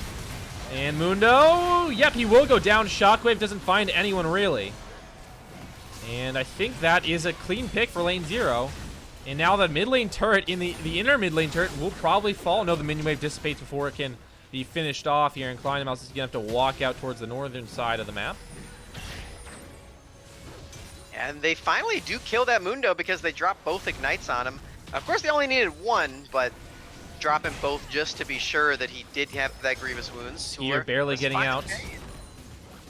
And the turret will now die. So that's a really nice play by LNZRO. After losing the Baron, they somehow come back with a steal on the dragon, and then a one kind of. I mean, it was just a pick on the Mundo. There was never really a team fight that happened in the mid lane. Yeah, they did get the mid turret, and well, while they are still down in turrets overall because they did lose that turret, they have that freestanding gold whenever they really want it in the top lane. LNZRO can just go and take that. You gotta feel, as it is an outer turret. It seems like Hardstuck may have recognized this. Skier just taking the Mimic Distortion. Mouse Dixie may be trying to get a pick off. Yep, gonna find the knock on a Skier. A lot of damage, but oh no, the Road Rush coming in now. Skier will die, but now Mouse Dixie's caught behind the enemy team. We'll see if that matters. Eventually, you fight Brent to break out, but the Lantern takes him out, and he will survive. No need to worry. Clean pick there onto the Lee Sin. No Baron, no objective for another couple of minutes, though. And it looks like the outer turret may be the move now as Thresh and both and the Rek'Sai there as well with the Lucian rotating up. So, gonna get a turret off that pick, but not much else. Yeah, and it's going to be a little bit of gold incoming to LNZRO. Of course, they are down quite a bit, even though they were up early game. They did lose a few fights, and they're still down a turret. So maybe they can get back in. And honestly, also, looking at the CS, Hamlet has done a very, very nice job keeping a really good CS lead against Tuller. But I think that might be a little bit more attributed to Tuller not focusing on CS at all this game, because neither of those CS totals are really that big in the grand scheme of things. A lot of fighting this game. A lot of fighting. And we at the 30-minute mark, so another 10 minutes before the game can end. By tradition. We've got 25 to 24 in kills, a 2,000 gold lead. Not really meaningful at this stage of the game. Obviously, it's something, but it's not really that big a deal. At 30 minutes in, it's just such a small portion of the actual total gold that it's not that big a deal. He's got the Morello now. Yeah, he's got the Morello. The Lucian doesn't have grievous wounds yet, though. I don't see them. Yeah. Maybe he'll get them later, but he's got IE, I think, coming up. He got Morello just in time for the Ignites to come back off cooldown. Yeah. So, that feels kind of bad. But, well, you know, what are you going to do? yeah, it's true. No, just You got it now, like, whatever. And better with late that than never, Baron I suppose. spawning, ooh, trying to find the death sentence onto 2-Poppy. He's very tanky, though. Nothing lost. Of course, they have the Ocean Soul, not even a little bit of mana. Yeah, Seems like everyone's pretty scattered. There are 4 members of Goth Boy Clique here with a 5th. Lane Zero's all spread out though. Like no one's. Yeah, exactly. Everyone's just everywhere. Goth Boy Clique are a little more together. A lot more together right now. It's a little bit of a NARAM at the.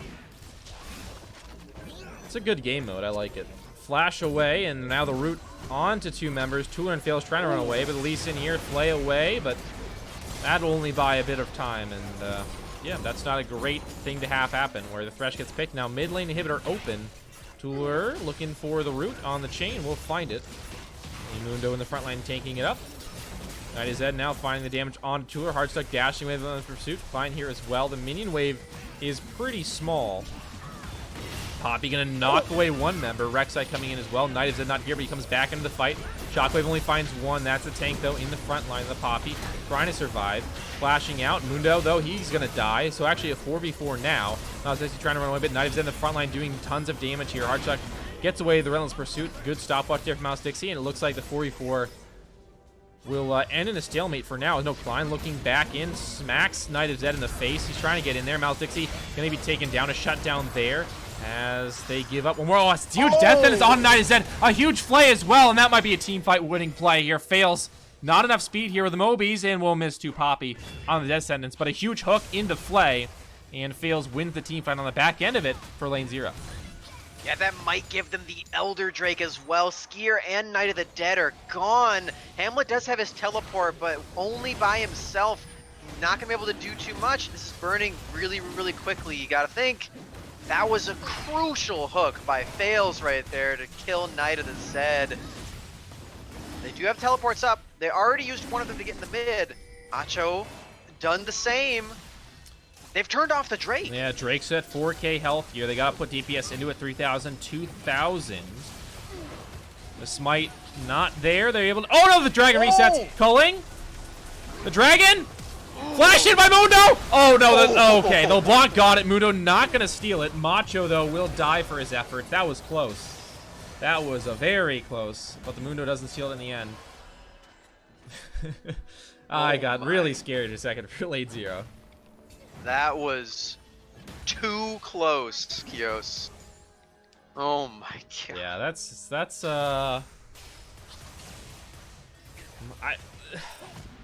we couldn't even see the dragon too. I didn't know what the health it was, and then he flashed over, and I was like, it's 900. Like, oh my god.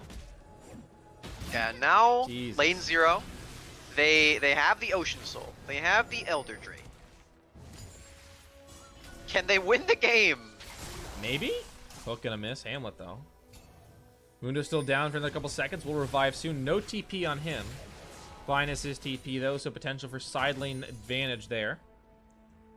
Although Poppy holding back the mid wave right now thanks to the supers. Oh, big damage from Tuller onto Skier. Smite gonna keep him alive for now. Hexdrinker is well important. And Tuller will take a bit of damage on his way out, but or Ocean Soul rather, not, doesn't matter. Tuller going back in. Shane gonna miss here on a 2 Poppy. Klein here as well, though. Looking for a bit of damage. Baron about half health now. Skier trying to heal up with the honey fruits, but he's at a low health total. Getting in the pit is gonna be challenging for him, as Hard, Duck, and Alsticky trying to solo that one out. Or 2-man rather. Skier looking in the pit. Oh, but he shuts down. He gets shut down before he can get in there. Calling you, and that'll be a smite. That's Baron over with Elder and Ocean Soul. I mean, Lane Zero have fought back after having a bit of a rough few moments in the mid game, and now 35 minutes in. They're in control of this one. Inhibitor down, but with Baron Elder, I think that they are completely in the lead right now. Yeah, Lane Zero now have Baron, they have Elder, they have Ocean Soul, they have a bunch of items. They have 5 champions that want to fight. And I'm still not 100% that they're going to close this. Yeah, I don't know, man. I really don't know. I'm still questioning it. Maybe I'm crazy for that. If they can force a fight, struggle this game. Yeah. If they can force them into a bad fight or just find a pick onto someone, But getting that is, I don't know. Like, you look at the range of Aphelios and Orianna, maybe they can just stop that from ever happening. It's possible Gothboy Clique never let them get a fight while the Elder Dragon buff is still on them. And it looks like they're choosing to 1-3-1 right now. Klein is not quite in range to really take anything down, but Tuller has taken down that top turret, bringing a wave in there now. So you're gonna be two Trying to lanes of spread pressure. the map out is really strange when you have Elder Drake, I Yeah, think. 2 lanes of pressure now, a third with Poppy working on the inner turret. Looks like they're trying to go with like, oh, we have Baron, we should play the map. Which isn't a terrible mindset, but... Oh, their Elder ran out, I think. Ah, okay, it has run out now. So now that makes sense. more sense. Yeah, then. yeah. As it's definitely working out. 3 members dragged up to the top. Hook gonna miss Macho, but he uses the ultimate. That's a big cooldown. If you can find a fight when Mono doesn't have that, that's big. Just playing the map now is the 1-3-1. Again, Klein has TP and Tuller can run over perhaps in a short amount of time. And now we wait. Oh, he'll on Skier's in the back line. He's Whoa. behind him. Nice flash. Whoa. Skier doesn't get the insect. Play back, but Skier gonna hop out. Here comes Mouse Dixie from the side lane. Going back towards mid lane. Yes, that Klein was- now with the minions in the bot lane, just hitting on Mundo right now. that was not Hardstuck's flash. That was Skier's flash. Oh, that was Skier's flash? Yeah, Hardstuck has his flash up still. Oh, did he flash in the wrong direction then? He flashed in the wrong direction. Oh my god. I just flashed and I exact assumed wrong Hardstuck did it. Oh Nope. my god. He didn't even flash. Wow. He flashed in the wrong direction. That's crazy. Yeah. Alright, well, inhibitor number 1 gonna go down in the mid lane. Inhibitor number 2 soon to follow. Or sorry, inhibitor number 3 soon to follow in the bot lane here. So all 3 inhibitors down. I can barely count to 3 apparently. And now with Baron buff still on, I mean, I think they just go back, come back down with 3 inhibitors down, and how do you stop lane 0? There's not enough wave clear. Although Runins is available and Aphelios is decent, but even with that, I mean, it's hard to stop 3 lanes of supers. Yeah, they did go for a reset, so lane 0 still playing it pretty safe. Maybe they're gonna go for the next Elder. I mean, I guess I was right. They didn't close the game out with Elder and Baron. True, that is true. They effectively put themselves in a position. Like if I would call it a successful Baron and Elder. I would call it that. I mean, it was in the grand scheme of things. That was still successful, even though usually a successful Baron Elder means that you instantly win the game. That was still successful. Yeah. Because the non-successful Baron Elders, you all die because you're idiots. Yeah, exactly. So yes, that is still good that they did that. They now have 3 inhibs pouring into the base. They've set up for another Elder if they need it in 20 seconds.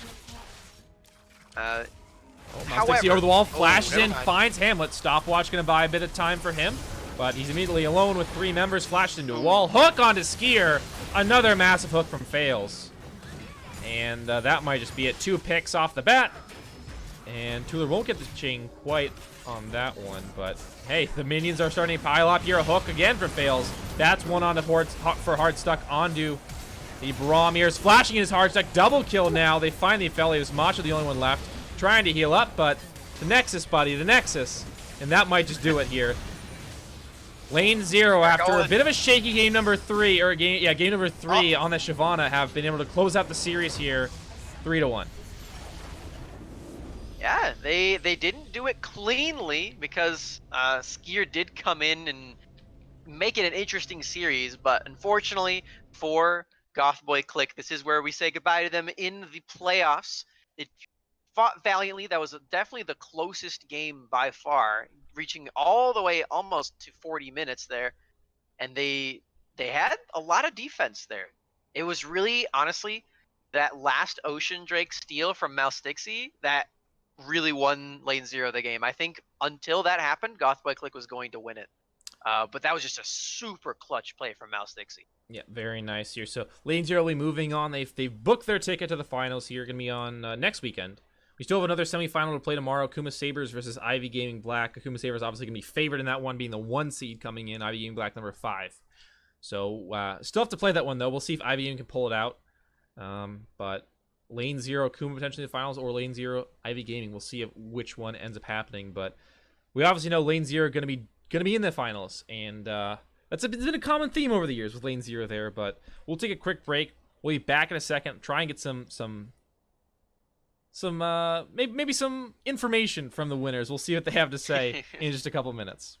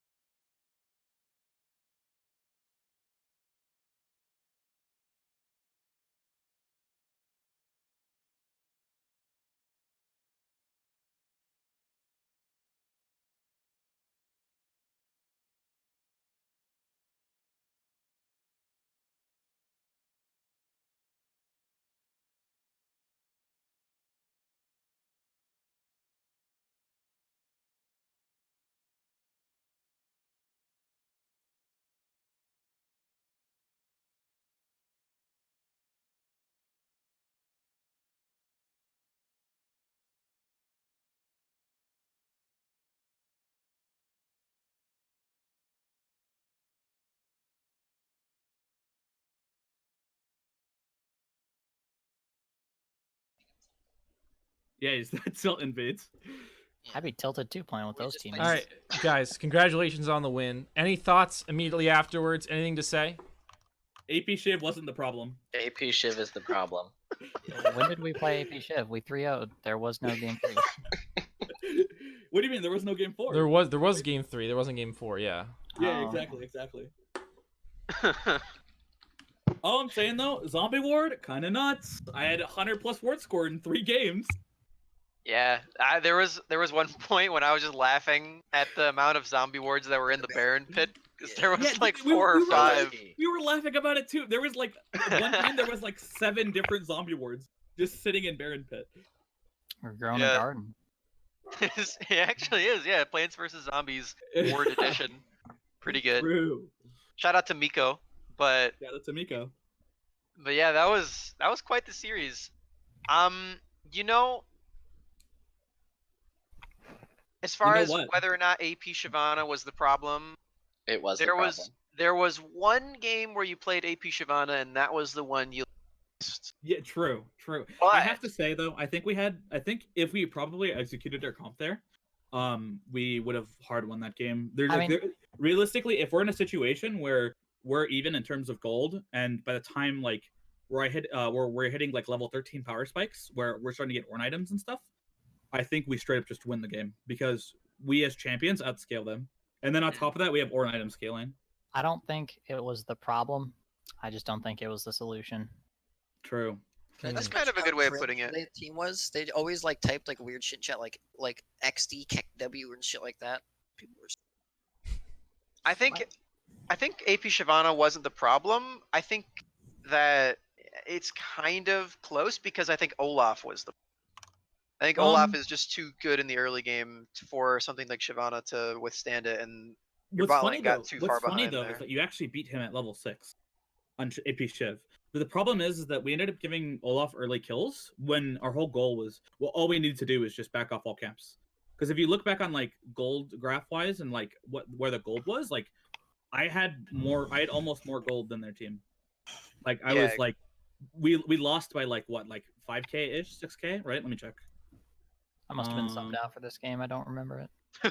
we were behind at the end of the game. We were behind by 5k, but at maximum was 7.5k, and even then, I still had the same goal. Like I was like within 100. I was 100 over Olaf, and only like 1k behind the top laner and the AD carry in that game. So, Yeah, it was an interesting game for sure. Speaking of jungles here, what was your guys' general like opinion of the what's it jungler? called? The second jungler. No. I mean, that guy was good, right? But the Stoneplate Echo. so that one was kind of. Oh my but- God. How about this? the How about this? problem- No comment. No comment. Next question. Yeah, I don't think Next we're allowed to question. say the things that we said on stream. So Yeah. So now let's talk about Dog shit. the next matchup. You guys are going to be going on. I assume you guys have an idea. Like, who do you think you guys are going to play? Your predictions for the next Akuma. series? So last time we were interviewed, we also said this. I don't think it's going to be a close series, but I do think that Akuma will shit on Ivy. Oh, they didn't play yet. The other teams. They're No, playing they're tomorrow. That's tomorrow. Wait, who? Akuma Ivy and Sabers Akuma. and Ivy Gaming Black. I thought we But played. you know, what? You Who know we what play? though? I think that not including What? Tuller, I think Griffin and Tuller are top 2 mids of the, Who we of the play? entire What league. game am I in? Right So I think it'll be a hard game depending on how we play. But I still think we can possibly it's get not- through. it's not really saying much. Yeah, it's true. True. This league's mid talent is in the gutter. Yeah, ever since Solarian left, the Oof. 500 game Urgot God, we've been lacking in talent. You had a good Oriana too. Sure. I don't know any teams, so whoever Yeah, I mean- goes to the finals, good luck. of the people I faced, I don't think any of them were like particularly good junglers either. So I won't really comment too much, but I was confident enough to try to full out bring out the AP Shyvana, which I have been Yeah. practicing, but not that It was- much. Oh my god, it's fucking hilarious. Like we're up 2-0. Or no, we're up 1-0, and he goes, "Hey, can I play AP Shyvana this game?" I'm like, "Dude, that's like a up 2-0, like we're kind of stomping kind of thing." I'm like, "If we win this game, fine, you can play it." And he's like, "All right." And then we won the game, and I was like, "Fuck, we have to play AP Shyvana." Well, so what's funny though is actually AP Shyvana is to Echo. Funny enough. I assume you said Yeah. counter. You cut out. Yeah, sorry, I mean- said counter. My bad. To Echo, but To Echo. their Echo And player wasn't in game 3, so Yeah, Yeah. but I mean, it still has a decent matchup into Olaf. It's not as good as Echo as Shyvana. I mean, Echo. we're also What do you- calling him an what do you Echo do player, if- but he went stone plate, so True. What do you do if Olaf walks at you level 3? Well, you should never be in that situation because assuming because he wants to be a very low first clear, so he wants to just clear all of his camps and then reset, right? So it actually is very safe for Shyvana to do that. We had I mean, vision of that obviously, guy straight from like his whole path. We knew his whole Yeah, path. we knew his entire path the entire time. The early Which the first jungler or the second jungler? game. The Olaf game 3. We Olaf. knew his path. Olaf game Oh, first. gotcha. We Okay. knew his whole we first pretty much knew it as well we in got game vision 1, of 2, them. and 4. Like they weren't really hiding their track. Like we knew exactly where they were starting because they weren't Yeah. hiding it. Every game we had better words than them early on. They didn't do any like early. I don't think. All I'm kind of saying is zombie ward kind of nice. All right, so All right. Well, go ahead. no, you take it. You got it. Okay. So as for the finals that you guys are gonna have, which opponent do you guys want to play against more? Ivy. 100% Ivy. We want to play against Ivy, but I don't think it's going to be possible. Definitely don't know either of the team. Yeah. I mean, for Fallen, I'd rather Akuma make it just for the storyline, but So I you think We that think it's Akuma's gonna- going to win it though? oh, for sure. Yeah. Yeah, no, okay. like I don't I'd think be it's- surprised if Ivy takes I a think- game off him. I think at maximum it's going to be 3-1 like us. All right, for sure. It's not really about like if you guys want to play Akuma. Like how was the regular those teams The what? for you guys? The regular season, I think you said. I wasn't part of it. weren't there. Yeah. Oh wait, that's Because me and Fails came in like last 2 weeks. We Yeah. played like over one there. or two teams, and I don't know who we played, and I still don't know. Yeah, We I played- don't remember. Knights. I think we I played don't one of know the Knights shit. teams. I just show up for these games, I play, and then that's it. Well, fair so enough. you guys have talked a little bit about your potential competition, and a lot of people think Akumas are the favorites. What is there any weakness you think Akuma has that Ivy Gaming can exploit, or you guys can exploit in the finals potentially if they make there? I don't know. I haven't looked too much at the roster, but I'm good friends with almost the entire Kuma roster, so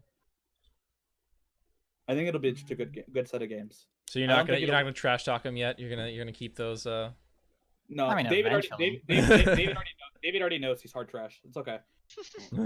David Brash, by the way. All right. Anything Oh. else to say before we go? What's the guy's Smacks. name? Anything last to mention? I was gonna take it to shout outs as well. You guys have any shout outs for Brash David or anyone else? For Brash David and G Wickoff 19. Shout out to Alive for being ready to handle a bunch of shit whenever I might not have been able to make a game on, but then I could, so it wasn't needed. But thanks. That's Okay. about it. All right. Anybody else before we go? Yeah, actually, I wanna shout out the team I'm planning on being on. My good coach Goose. Oh boy. Or I just got yelled at. I have to shout out him, or I got benched. Ryan Goosling, NA. That's kind of a toxic environment to put your team in, honestly. But anything else? I kind of agree. I'm gonna shout out the excellent casters at the SF. Ugh. Oh, Fucking he's suck sucking. up. He's sucking up now. Wow. I'm not I- to. You know what, Hey, to Klein? be I fair, Coas appreciate is it. a good caster. Ooh. Oh. Wow, Smacks, Whoa. you hear that? Jesus. Well- Max, I don't know you. It's you okay. I'll know- talk about Smacks. Smacks is the boy. All right. You Well, know, we man, we that's appreciate okay. that. Anything else? Fails you want? You haven't spoken yet, I don't think, or is it Heartstuck? Whatever. Huh? Last chance. Parsuck hasn't. Oh, I Heartstuck want has to shout out our AD carry for inting 2 games in a row. I appreciate him. it. I like the Yeah. mental fortitude to come back from that. Good He job. killed- Oh yeah, forgot. Shout out Miko. We And already said it Miko at the as very well. beginning, but All right. Yeah, I already did that. we did, Okay. but we have to Thank shout you him out one more guys time. for your time. Good game. Well played to you guys. And of course, your opponents, Gothboy Clique. Good job to them as well. We'll take a short break. We'll be back with me and Smacks. One last thing. Thanks, guys, LNZRO, and we'll see you guys in a sec.